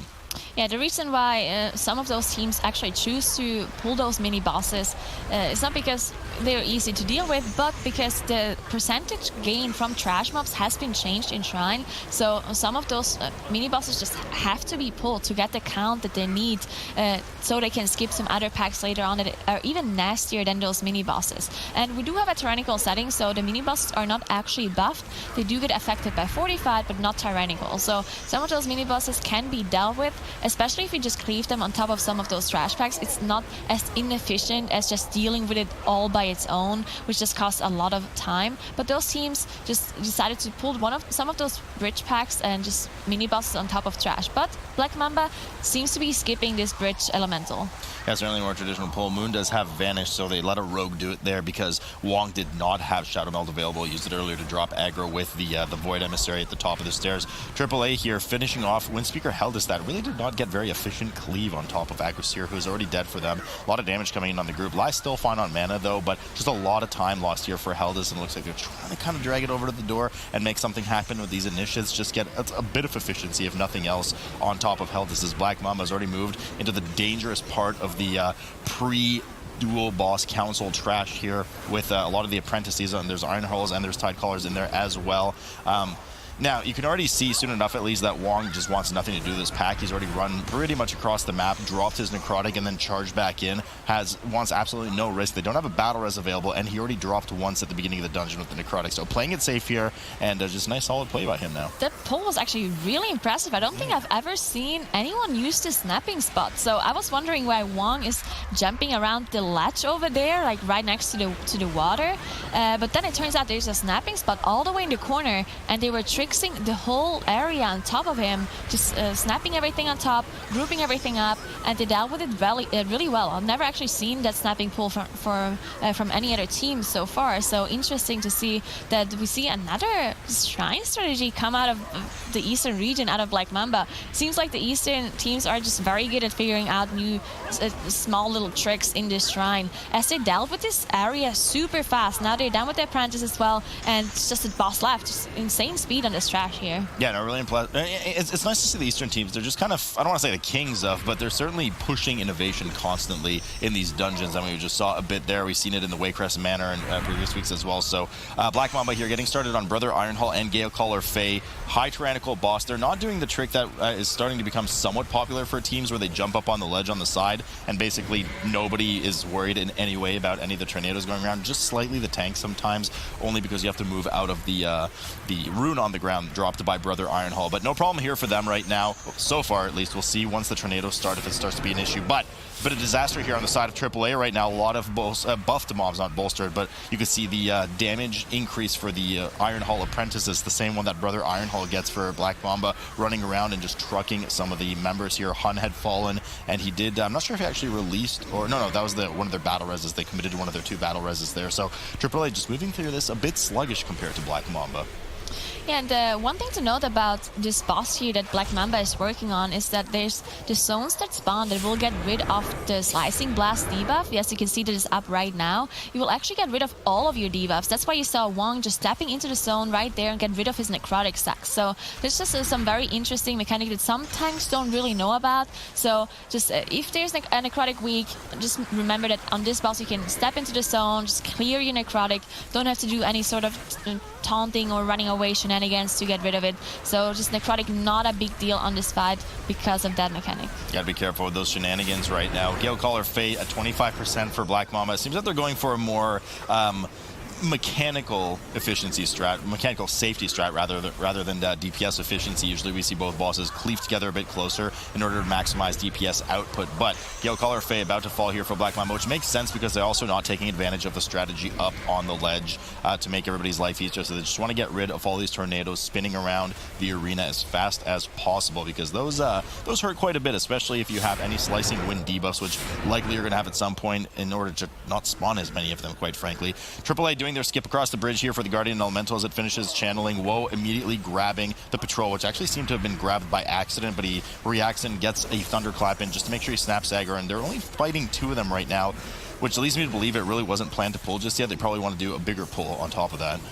Yeah, so Anvis is actually on the way to pull, I believe, an Enforcer patrol on top of Brother Ironhall, and that's why they actually finished off Galecaller Fae first. Now, Galecaller Fae is way more dangerous than Brother Ironhall, but some of those teams actually choose to cleave them down evenly instead of focusing Galecaller Fae just to be more efficient. But Black Mamba chose to finish off Galecaller Fae just so they can pull some more trash on top of it and be more efficient this way. So both strategies work, but Black Mamba choosing to pull the Enforcer on top. We will see how big of an Enforcer pull they will do right after this, because Necrotic is going to make that pull even more dangerous than it already is. Yeah, I mean, this is dangerous in general, too. Brother Ironhall actually hits quite hard when he's buffed with his Blessing of the Tides. So on top of an Enforcer landing one of his deep smashes at the same time, it could be quite nasty. We saw the Spell Reflect committed there by Wong.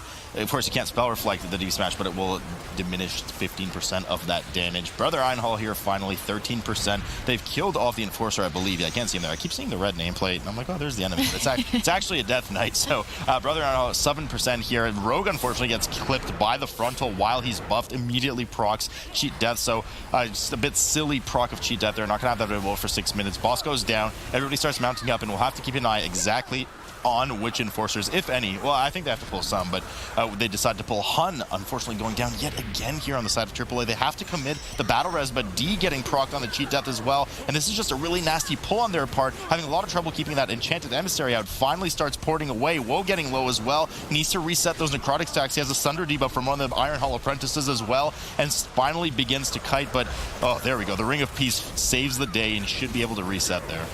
Yeah, so Black Mamba did decide to do one of those Shadow Melt skips to just go past all of the Enforcers, so they didn't actually deal with any of them. They do have their Bloodlust available, but at this point they might just save it for the last boss, which, again, something that actually, they might go for a one phase. They do have the setup for it. They have the DK. So we've been talking about this a lot for the last few cups. So the last boss in Shrine, you need an insane amount of damage, basically, to be able to only get one intermission phase. And the only team that really tried to get only one intermission phase was Abracadabra, and they were specifically running the DK because of that strategy. And we see the DK here this time around for Black Mamba as well. So maybe they want to pull off the one phase, the one intermission phase on the last boss, and are saving the Bloodlust all the way for that point.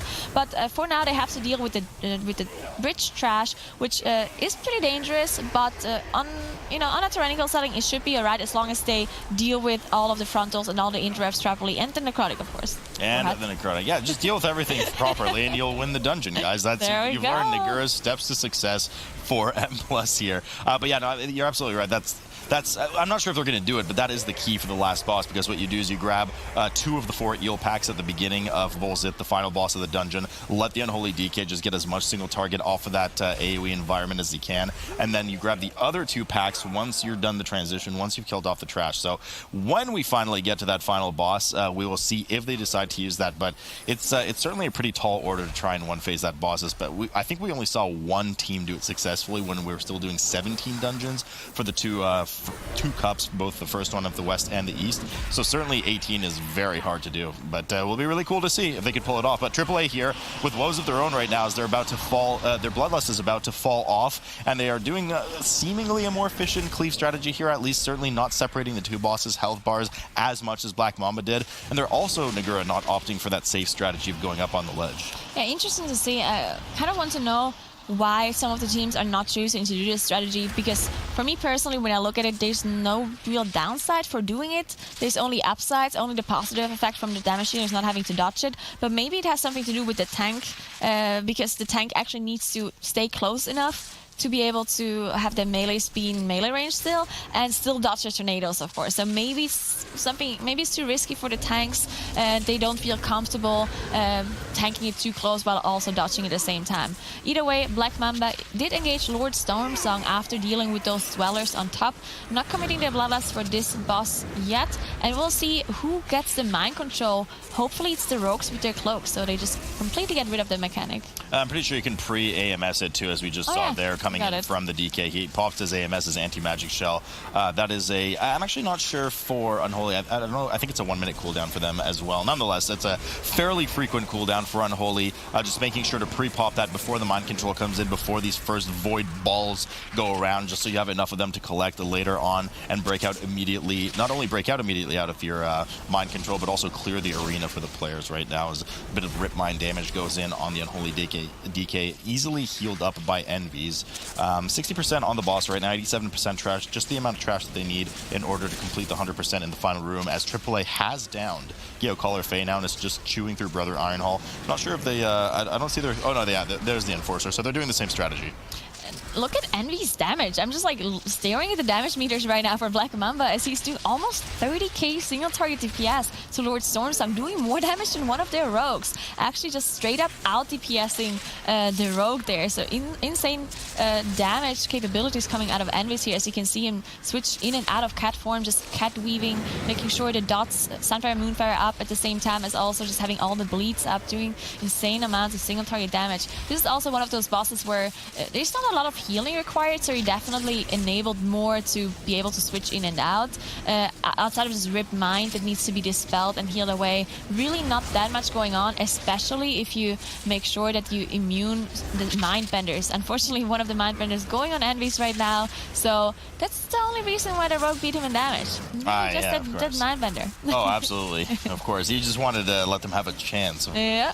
But, you know, it's going to be interesting to see. So what are his trinkets right now? He's wearing Aquapotent Nautilus, which I believe is the frontal on use. Yeah, it is indeed. And he's wearing Leviathan's Lure, so he's going pretty much fully offensive, and he's wearing the Ashara Staff as well, which is not proc just yet. So it looks like the story's starting to unfold in we're trying to one-phase the final boss on an 18. Lord Stormsong, the second last boss, about to fall here for Black Mamba, as they will, Wong taking just a bit of a hit there, but they get ready to get into this pool of doom right now, past the jellyfish, which of course nobody will ever get stunned by, as AAA has also finished off the second boss, has rushed over to the bridge. Very similar strategy in terms of pathing coming out of AAA right now that we saw Black Mamba do. They are about to down the tentacle pack, and then we'll get ready for the one remaining depth bringer pack there. But interested to see what Black Mamba does here. I think it would be really cool to see a one phase on this last boss. Yeah, I'm just very impressed by Black Mamba so far in this dungeon, because we've talked about their inconsistency, not being able to execute their strategies properly, and they arguably, you know, they have a problem today just because in theory they would have a lot more time before they would have to play this match. But because of, you know, the bye and teams not showing up, they have to play this match a lot earlier than they were supposed to, and therefore they probably didn't have enough time, didn't have a lot of time to think about this match in particular, because they were just playing against another team, just having this other series. So having a back-to-back series when you don't really know about it beforehand might actually cause you to make more mistakes. But Black Mamba actually showing up for this shrine, doing such a good job so far, and you can see them engaging Volstick with the double eel packs, as Luke mentioned earlier, just to get that extra percentage and get the extra damage from the DK, and still holding on to the Bloodlust. I really want to see the one phase. Yeah, we'll have to see if they're able to pull it off. I mean, the boss actually despawns here. I think they went over one of the... Yeah. There are a couple of areas on the floor that are a bit... scary, so to speak, in terms of just to evade issues, and it seems that they clipped one of them on the ground, although they're usually closer to the water where they are now, so I'm surprised they had any issue there. But looks like they're trying to salvage the situation by grabbing the second eel pack, and they're leaving one eel pack down there too. I guess they're just cleaning this down while the boss respawns, but I think unfortunately, any hopes they might have had of one-phasing the boss without the support of the Eels feeding into single target damage for the Unholy DK is gone. And I was just kind of having a look at Envy's gear. He's definitely built for as much damage as possible. He's got double damage dealer trinket. He's running 3 traits of undulating tides. He has a high noon trait on as well. So, I mean, that was their goal all along. But Vol'kaal, as we saw at least on the 17s, has to get to like in the mid-70s range to even have a chance for you to one-phase it. I don't know if they're going to be able to pull that off in an 18 era. Yeah, it's probably not going to work anymore for them, unfortunately, just because the rogues don't have their cooldowns available anymore either for this first push here. Now, of course, the biggest damage they're going to do to the boss is after the intermission phase with the Bloodlust and everything like that. But you know, you still need to do a decent amount of damage before you get into the mission to be able to one-phase it. And we only got to 85%, so definitely I very highly doubt that they're going to have enough damage unless, you know, we get double 5 buffs on the rogues, if they're really skillful. I mean, you know I love nothing more in the world than to disagree with you, but I just can't do that in this situation. I don't think they're going to do it. Envy's, though, absolutely pumping damage downstairs right now, just crushing that ad. We mentioned how offensively built he is at the moment, so it was probably part of the plan. At least all the Scooby-Doo clues are coming together that would indicate that they were trying to one-phase this boss. I just don't think it'll work now because of that reset, and the eels that they needed as a battery, essentially, for the Unholy DK are gone now. You can see them running over now and grabbing the other eel pack to try and replicate that situation to a certain extent, but we'll have to see. Lord Stormsong here, 23% for AAA as they try to claw back into action, but there's 6 deaths difference between the team, not to mention several minutes behind, and it looks like the team's just settling for combining the eels with the trash, the 3 denizens that rest in front of Vol'kaal. So I think they've just kind of come to terms at this point with the fact that they're going to get one more transition phase. Yeah, probably. There's one thing you actually got to watch out for now. Skittish is an affix that usually doesn't really do much for an MDI environment. There we go. I believe he just got aggroed. That's actually a big problem for those kind of pulls for the Raster, just because you generate so much aggro from healing aggro and damage because of the damage buff that you get on this boss. And then Skittish, you know, just affecting it even more. You just gotta watch out so much, and I think that's exactly what happened to Envy's right there as he got aggro and just went down. Now they definitely won't have enough damage to finish off this boss, just because Envy's does not have the buff on him anymore, so he does not do increased damage anymore. That's just what happens if you don't wait for 3 Sunders from the tank, as everybody around the world is learning right now. But Vol'kaal, 71%, 70%. Of course, they have committed their bloodlust to this final burn on the boss. 3 deaths on the board. They did have the battle res, fortunately, from the Unholy DK, who I just mentioned, and went down as I said that. I think from one of the tentacles he got caught on the side. So once again, fortunately for them, they have a double battle res comp. Envy's going down again.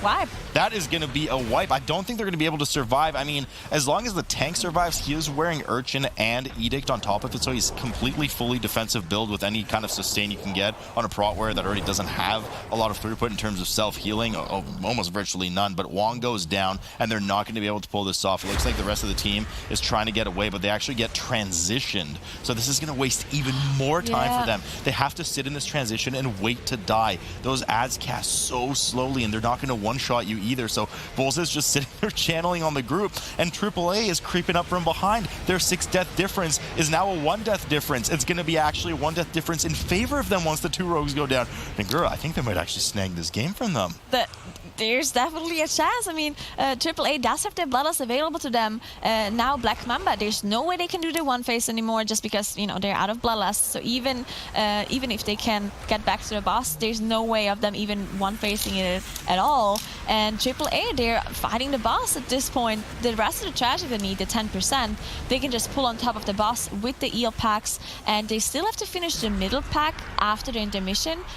But I think it's going to be AAA winning this game here very unexpectedly. I think so too. I mean, there's no way they can lose this unless they... There is literally no way that they can lose this unless they also have a full team wipe. But, I mean, Black Mamba just showed us that anything is possible indeed at the end of the boss here as Wong tries to heroic leap back into action. They're very desperately trying to get back to this boss and pull it right away. No trash left anywhere. Nothing standing between them and pulling the boss outside of the very slow-swimming rogues and a DK. DK, unfortunately, not exactly the pinnacle of mobility, but is trying to get back in time. AAA is already dealt with their transition phase. Has moved over to the trash. Now, the only maybe slight saving grace is the fact that there's a bit of trash that AAA has to deal with, but there's an extra 5 seconds as well. Yeah, so Black Mamba, they did engage the boss at this point. They don't have any more trash that they have to deal with. It's really only the boss between them and finishing this dungeon. But they have to play 2 transitions probably, just because they don't have the Bloodlust available to them. I doubt they can do that much damage to be able to finish it off without Bloodlust, especially because the DK does not have army available to him anymore. So lots of cooldowns just not there for them. Well, AAA finished off the middle pack. They still have to do a couple of eel packs, but they can just pull it on top of the boss, right? They have the Bloodlust available. They can even play it safe and just finish the eels and then go to the boss as well. I don't know how safe they think they can play it, to be fair. So they do actually commit to pulling the eels on top of the boss with Bloodlust. There's going to be a lot of damage coming in on Will right now.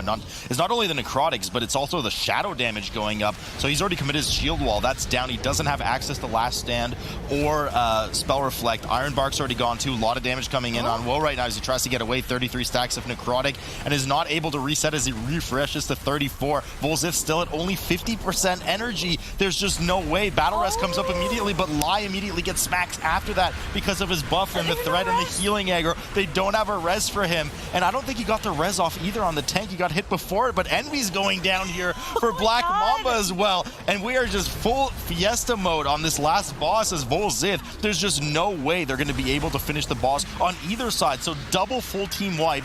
All resources have been expended for both teams. No Bloodlust. Both teams are going to have to reset here and come back in, but I'm not sure if this is a good call from Black Mamba. They look like they're trying to do this without the healer, and I think this is going to lose them the game if they don't commit to wiping and just starting over. I think so as well. They have to wipe now. They probably think this is the last chance of them winning to just try and continue without the healer, but they're just going to be so much slower, and they're not going to make it because of Necrotic. Necrotic is just causing so many issues, and now it's going to take them even longer to wipe, just because Wong, look at his HP, he's too low. He won't be able to tank the in the mission phase at all, so they're inevitably just going to wipe later on. They won't have a battle rest available. It's going to take too long for it to come back up, so it might just be AAA still taking this game, even though they just did have a full team wipe. They also have a battle rest available on AAA's side, so if something goes down, and if someone goes down and the rest of it doesn't die immediately afterwards, just like it now happened, then they can have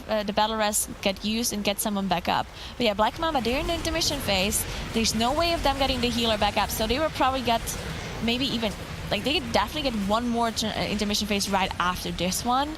So I don't see how they can do the boss without the healer at all. No, I mean, neither do I, and they're trying. They've finished transition. You can survive the transition as a tank, no problem, because you just run around. The ad's very slow. You wait for the DPS to kill their phase, then they join the tank in his phase, and they kill the mob for you. But that's exactly what they're doing right now. You can see the images killing that very ghastly abomination there. They're about to finish it off. But, I mean, Wong is about to re-engage the boss, who, by the way, doesn't exactly melee for nothing. Hits a fair bit hard. Wong's at 19%. His Urchin's not doing any work because he wasn't getting fed any damage from the healing. All he can do is blanket himself with Ignore Pain. And, I mean, the rest is just going to be, hopefully, they manage to somehow kill the boss. But they're going to have to do at least one more transition, whereas AAA is already back in action. They're about to pull their last percentage trash of Eel's worth on top of the boss. And then they're going to go to transition as well. And I mean, for Black Mamba, the boss is already in 50% energy. You can see the bar below the HP bar at the bottom here for Vol'kaal. As soon as the boss reaches 100, he will just start the intermission again. I'm not really sure what Black Mamba... Oh, they're waiting for the battle rest. Yeah. They're just waiting for the battle rest to come back up for Envies. But, I mean, I feel like it would have been bigger time saved if they would have just, had a full team up and come back, because they still need to wait quite a bit. Can't see the exact timer on the battle rest to come back up, but they're definitely waiting for it to, and there's nothing else they can do either, right? They already have the 100% trash. There's nothing they can do other than sit around. Yeah, I mean, exactly, because there's no way Wong was surviving a full phase. And now they're going to start the boss at basically a half of a phase one because of that 50 energy, because the ad's absorbed while they were downstairs in transition. AAA has started their second round of phase one. They too definitely will have one more transition. Finally, the battle res comes up on Envies, and they start back here up again on Black Mamba. Black Mamba now has actually the favor in terms of deaths, though. They have an extra 10 seconds to deal with, so this match is shockingly close. Yeah, especially, it was talking about Black Mamba and how clean they were playing the Shrine and how they finally, got their nerves back together and they got ahead in the game and they're finally playing well, and that's what we wanted to see from Black Mamba. And then they have those huge problems on this last boss, unfortunately. I mean, a big deal was also the reset, which is something, it's unfortunate. Sometimes it does happen with the elevated positions here on this platform. So maybe that just, threw them off their game. The fact that the boss reset and they realized they're not going to be able to one-face it anymore. Maybe they just got to their head and they didn't play properly anymore. Either way, if they lose this game, it's going to be a huge throw on their side because they were so far ahead. And now AAA is on their heels and they might just be able to finish this off. As you can see, the boss HP, 40% on both sides. One more death on Black Mamba, unfortunately. And they don't have a battle res because they waited Win Eternity to get him up earlier. And Lai died. Woe goes down. Another full team wipe coming up for AAA. And we are just not going to be finishing this match here today, folks, as Black Mamba is trying to get through the rest of their phase. Black Mamba technically can still pull this off. I mean, they have one DPS down. I'm not sure if the DPS downstairs are going to be able to survive because now they're going to be missing an interrupt for their transition, and they definitely will have at least one more transition phase with their demon hunter, their Death Knight missing. They're not going to be able to DPS this boss down before another transition phase. So this is rough, and I'm not really sure what AAA is doing. They're just kind of dancing around the boss right now. Finally, they interrupted and commit to the fact that they're going to wipe again. They might be able to actually finish off this boss. As you can see, it's actually dropping quite fast, and both of the rogues do have their adrenaline rush ready, so maybe there's a way they can finish it off. You can see the boss is just now reaching 50%, but if not, if they do get another intermission phase and the rogues just proccing his street death, then they will have to deal with the denizens that need to be interrupted with only 2 rogues, which in theory should be doable just because they have defensives available, but they just used both of their cloaks. At least one cloak got used, so they won't have that. And it's going to start casting. Envy's died! Envy's dies at the last second. They needed that damage as the boss is casting right now, and he's about to enter the transition phase. No! So we're in the transition phase yet again. The rogues can survive. The cast's going off. The cast going off would have been a problem for the healer anyways. He would have died. Now, if Wong stays alive in his phase, with the rogues being able to do the amount of damage, they need to do to at least kill one of the ads slowly at a time, they might be able to pull this off, as AAA rearing up for their 49th attempt on this boss, trying to down it here. And, they could still technically catch up right now. It's a tall order for them, but the rogues are just getting so much damage down in that phase. Wong able to just kite this pretty much indefinitely, as long as he doesn't take any of those tentacles to the face. And the rogues, let me see, the rogues looks like they're dealing with their second ad right now. You can see their images go across. So they're dealing with their second denizen while we have Wong just kiting her in circles endlessly here. Okay, so as long as they don't miss any sort of interrupts anymore, which I do believe 2 interrupts are fine, right? 2 melee interrupts are fine to interrupt 1 denizen, so they should be able to just finish off the boss, right? Because once they are done with the denizens, they just finish off the tank one that you can see him kiting around, and then the boss only has 3% HP, so it's almost impossible for them to wipe within those 3%, right? They even have bloodlust. You say that. They even have bloodlust, so 3%, right? They can even just pop the repose and just finish it off, so it should be Black Mamba. That's a big should Nagura right now. They're still waiting on finally. The denizen dies, and Moon, both rogues get into action on top of the boss. That use the bloodlust. Indeed. I'm coming in from some of the West teams were actually, let's just say, Lord and Lady Waycrest. It was pulling all of the witches and those elementals on top of that. But here we go, as Black Mamba actually does not engage. Neither of the teams engage with that front Void Emissary plus the 7 mobs. They just rushed right onto the balcony of the Triads, and they actually combine the Soul Essences with that. Both of the teams. I don't think we saw this from the East. No, we actually haven't seen this at all. So interesting strategy coming out from the West. So interesting to see that both of those teams are doing this strategy, pulling those essences on top. Now, this trash is pretty dangerous to deal with just because of the cast coming out, but outside of that, you don't have a lot of tank damage except from the patrol, which is only 2 mobs, so that's why this is not the biggest deal. We also got caster, actually Runeweaver, which unfortunately unfortunately starts a cast inside the Sanguini, so heals to full HP for the Rune Weaver. Black Mamba dealing with this pack a lot better, not getting the heal off on the Rune Weaver, which is very difficult to move because it can't actually be knocked by Ring of Peace or Typhoon. I see you speak the language of the Sanguini Panini. Excellent, I've taught you well. Black Mamba getting started here on the Sister Triad right now. I don't think they'll be wanting to pull any trash on top of this because two of them are indeed stationary while they're casting on the side if they're not empowered by the Iris. AAA having to still chew through this Rune Weaver that went from 20, I think, percent, something like that, all the way to full. And it is a very elite or lieutenant style mob, if you will. A lot of health, immune to most forms of crowd forms of crowd control, so lost a fair bit of time there as they finally engage with the Sister Triad and commit their bloodlust to it as well. Yeah, so this boss is one of the most difficult bosses in general throughout all of the dungeons, especially in a tyrannical setting, just because there is so much AoE going on. You can see Envis drop very low, and all of those sisters do have a passive aura that gets enabled once they do have the Iris. So Sister Briar, especially difficult just because of the Nettles debuff, which will be applied to a random member that is not a tank. It will drop you very low because of the initial damage. You can see it right now go out on the DK, but he did use all of his defensive, so the initial damage was not too bad. So the grievous kind of effect that gets applied from the Nettles was healable immediately by Envy. So well done by them. They also committed the bloodlust, so they should be fine to also get rid of the kind of hard enrage that the boss has once they reach 100% energy.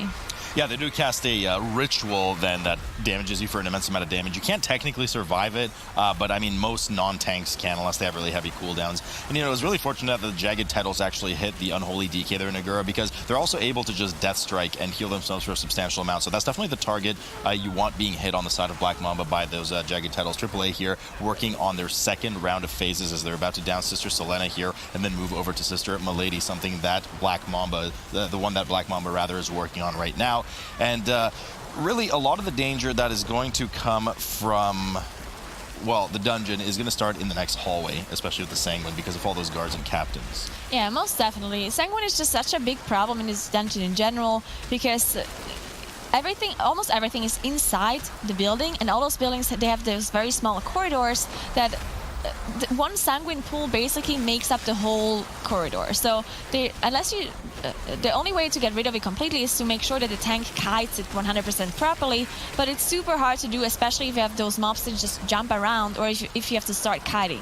Later on, you're gonna have the Gorgers, which jump to a ranged target, and then you just have Sanguine pools all over the place. So what we usually see from teams is that once they clear this trash here that Black Mamba is working on, they just try to pull most of the trash outside into this courtyard area where Goliath is, just because there's more space than inside those corridors. Yeah, indeed, and we have the Emissary of Tides swimming in the Sanguine. Fortunately, Emissaries are not affected by pretty much any of the affixes dropped by the mobs, similar how we saw Reaping in the previous season. Just not a thing for them as Black Mamba. Both teams have kited back into the room here for the Sister Triad. Just a lot more space to kite, but they have to be careful because there's some trash on the sides that they did not pull, at least on the side of Black Mamba.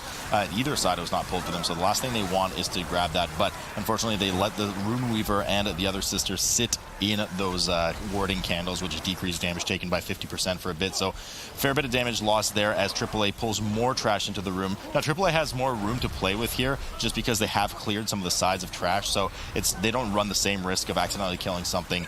And as far as space efficiency really goes with Sanguine, I mean, Sanguine has a 1 second arming time as soon as a mob dies, so you can kind of, in some ways, if you play it very well, like bolstering and kill everything at the exact same time, you'll actually be able to just drop one very concentrated area of Sanguine as opposed to, you know, as you mentioned, Nagur slowly backpedaling and dropping pools all over the place.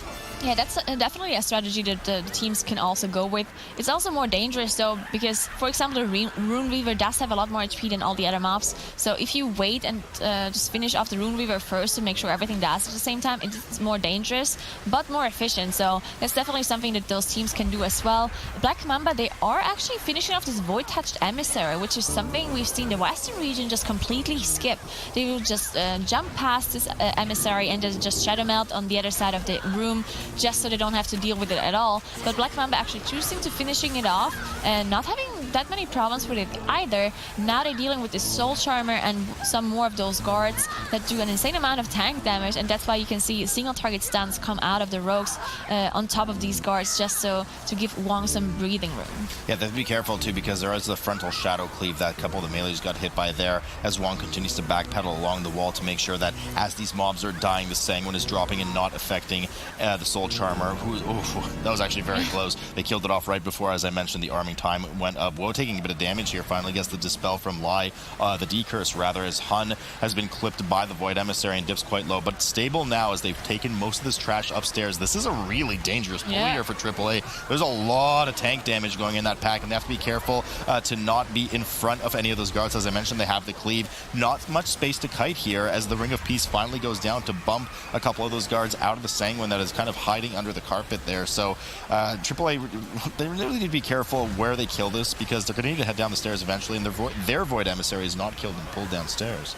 And Black Mamba actually also did a very dangerous pull, as they pulled a lot of those Thorn Shapers and Thorn Guards from the inner courtyard inside the house, which is the exact opposite as I said earlier, which people usually pull everything outside into the courtyard because there's more space, and Black Mamba chooses to pull mobs from the courtyard inside the house, which is interesting to see. But it was a pretty huge pull, so they dealt with it quite well just because they had more line of sight available to them. So I kind of like it, because the Thorn Shapers constantly cast those debuffs on random players, and you are actually able to line of sight the cast. So if you run out of interrupts, you can just have the healer, if he's getting targeted, go around the corner, and they will not get to finish the cast on top of them. No fun for Hun here, as unfortunately he falls at the end of that Captain Guard pack for AAA. They have to commit their, they commit their rest to it. They do hang on to their Bloodlust, as the rest of the team did jump downstairs and shadow meld around the corner in order to get away and drop aggro with the Void Emissary that they had pulled prior.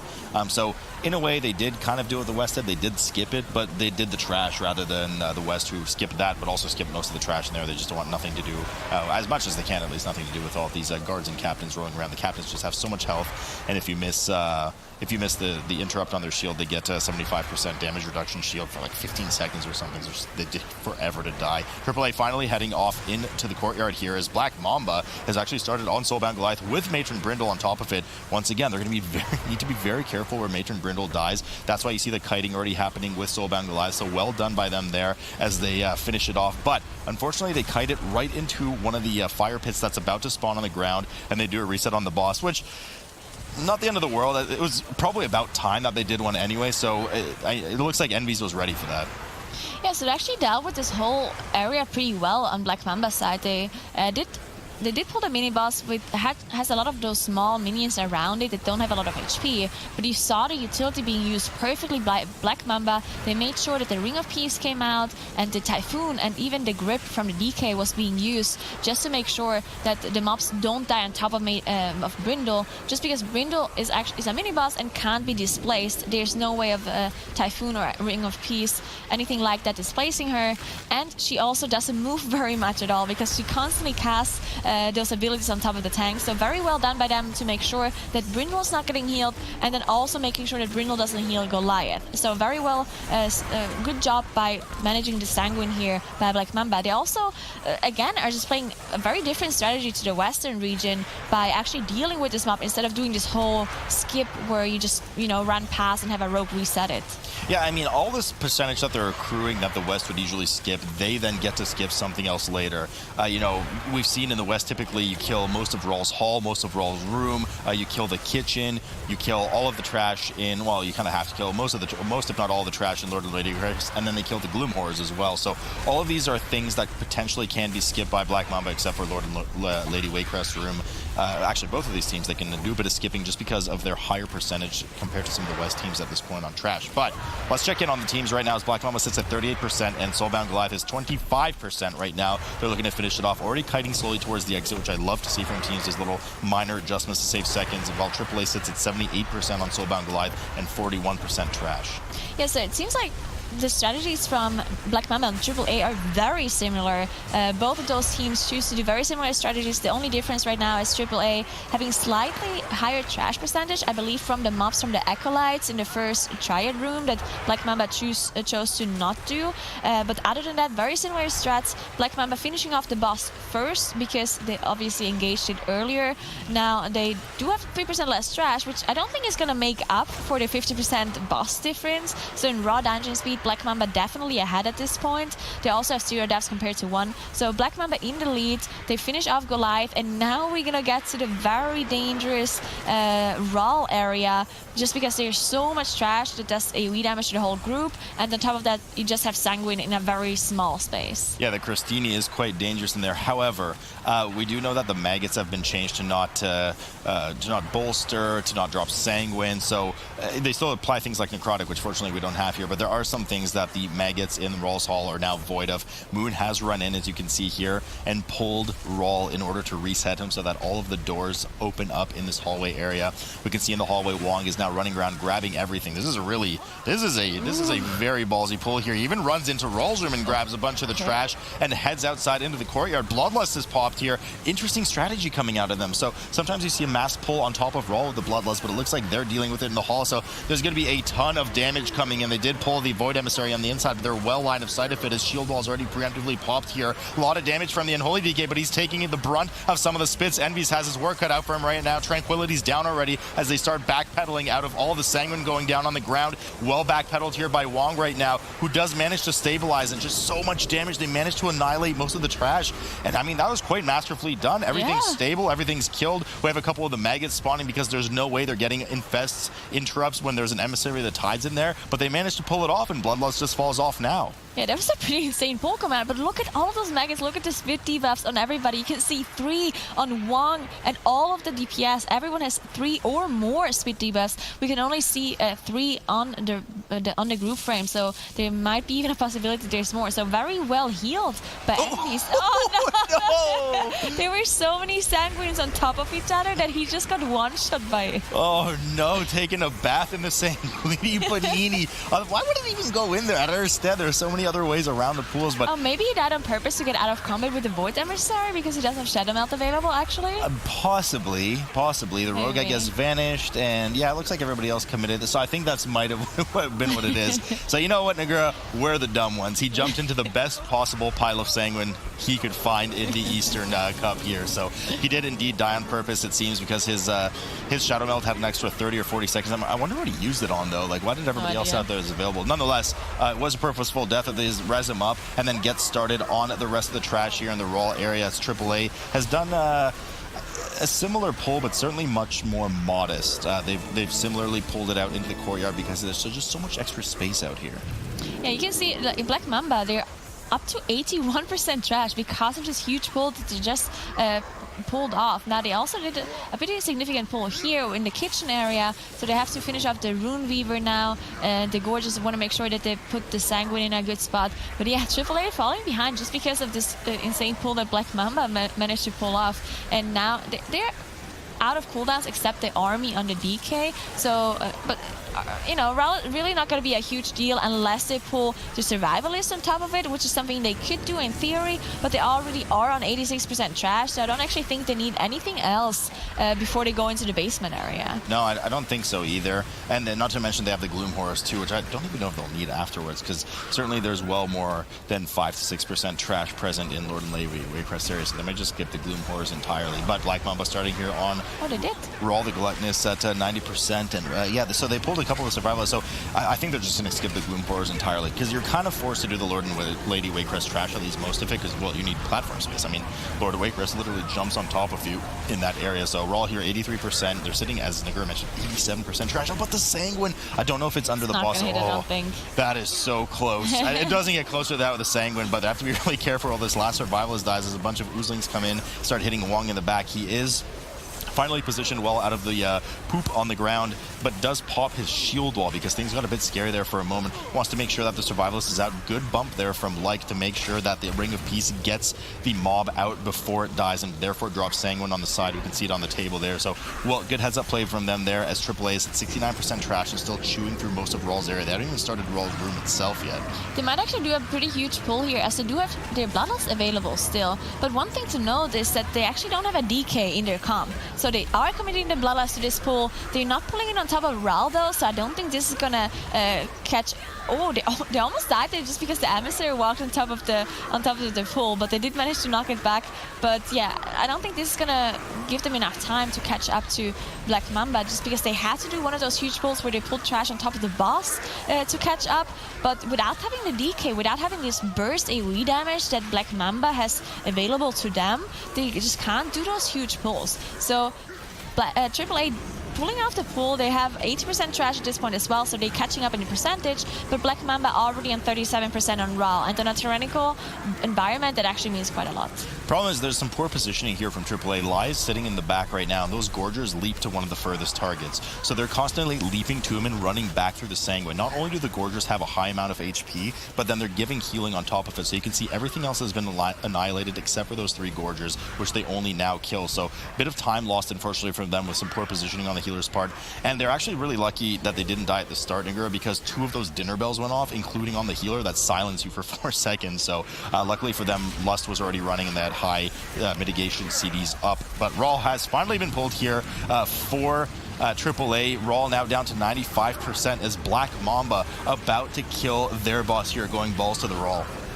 Yeah, so Black Mamba, they're on 88%. We mentioned before that this is too much than they actually need. So in the basement area, if you pull all the trash before the next boss, which you have to, you can't really avoid the trash there because that's the only area where you can fight the boss in, then they will probably just not do the Gorgers. Now the Gorgers are pretty dangerous. It's something we've seen other teams in the past skip as well, but with those affixes it's not really any big problem. I feel like they could do the Gorgers without any super big trouble, because Sanguine, if you have a Ring of Peace, a DK with a grip, and a Typhoon and a Vortex coming in, I think is not the biggest problem. But I mean, the pull that they did worked out. They accidentally pulled one of those sisters, unfortunately, so hopefully Envy's does get the Shadow Melt off to rest them back up though.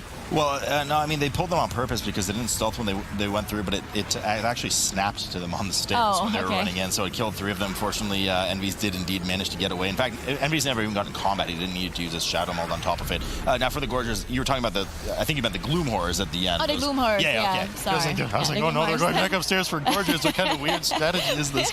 But Black Mamba, indeed, here in Lord and Lady Waycrest room, I don't think they're going to want to touch the Void Emissary in the corner, and it looks like they won't. They have 12% on the board. They do pull Lord Waycrest.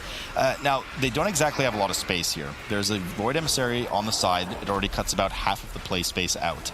The Soul Charmers and varying different mobs' health, like the Soul Ancestors, drop Sanguine. As we can see right now, the Soul Charmer gets healed to almost full by sitting in it. Warding Candles have gone down as well. They have to be very careful where they put the rest of the Sanguine. And Wong has to be very careful where he's kiting right now, because he's not too far from the Void Emissary in the top left of the screen, just off screen there, as AAA is now at Raw 10%, and they're going to be following suit. They were at 86% trash, so not far behind. Black Mamba engaged this area at 88% trash. You can see Envy's doing so much HPS. He tries to keep everyone alive. Monk almost going down there, but he did manage to recover. You just look at the HPS but out of Envy's, and the Soul Charmer is still alive. They want to be very careful with this Soul Charmer because he can't be a Ring of Peace or gripped or anything like that, so they want to make sure that they move Waycrest, Lord Waycrest out of it. Yeah, the reason I was kind of tapping your screen there for the Soul Charm is that it was glowing blue. They actually missed one of the Soul Fetish interrupts, so that's why Like dropped so low. Everybody dropped so low because that AoE bolt volley went off and it was doing 50% more damage. It was trucking Wong in the meantime, so they did manage to kill it off and drop the Sanguine well on the side. Now the original Sanguine pulls from, there we go, the original Sanguine pulls from the Soul Essences should be despawning. It's a minute, so they finally do despawn as Lord Waycrest enters his final cycle before Lady Waycrest joins him. Once he gets to 30%, she will channel and join the fight as well, dropping herself to 10% HP in order to siphon it back into the boss.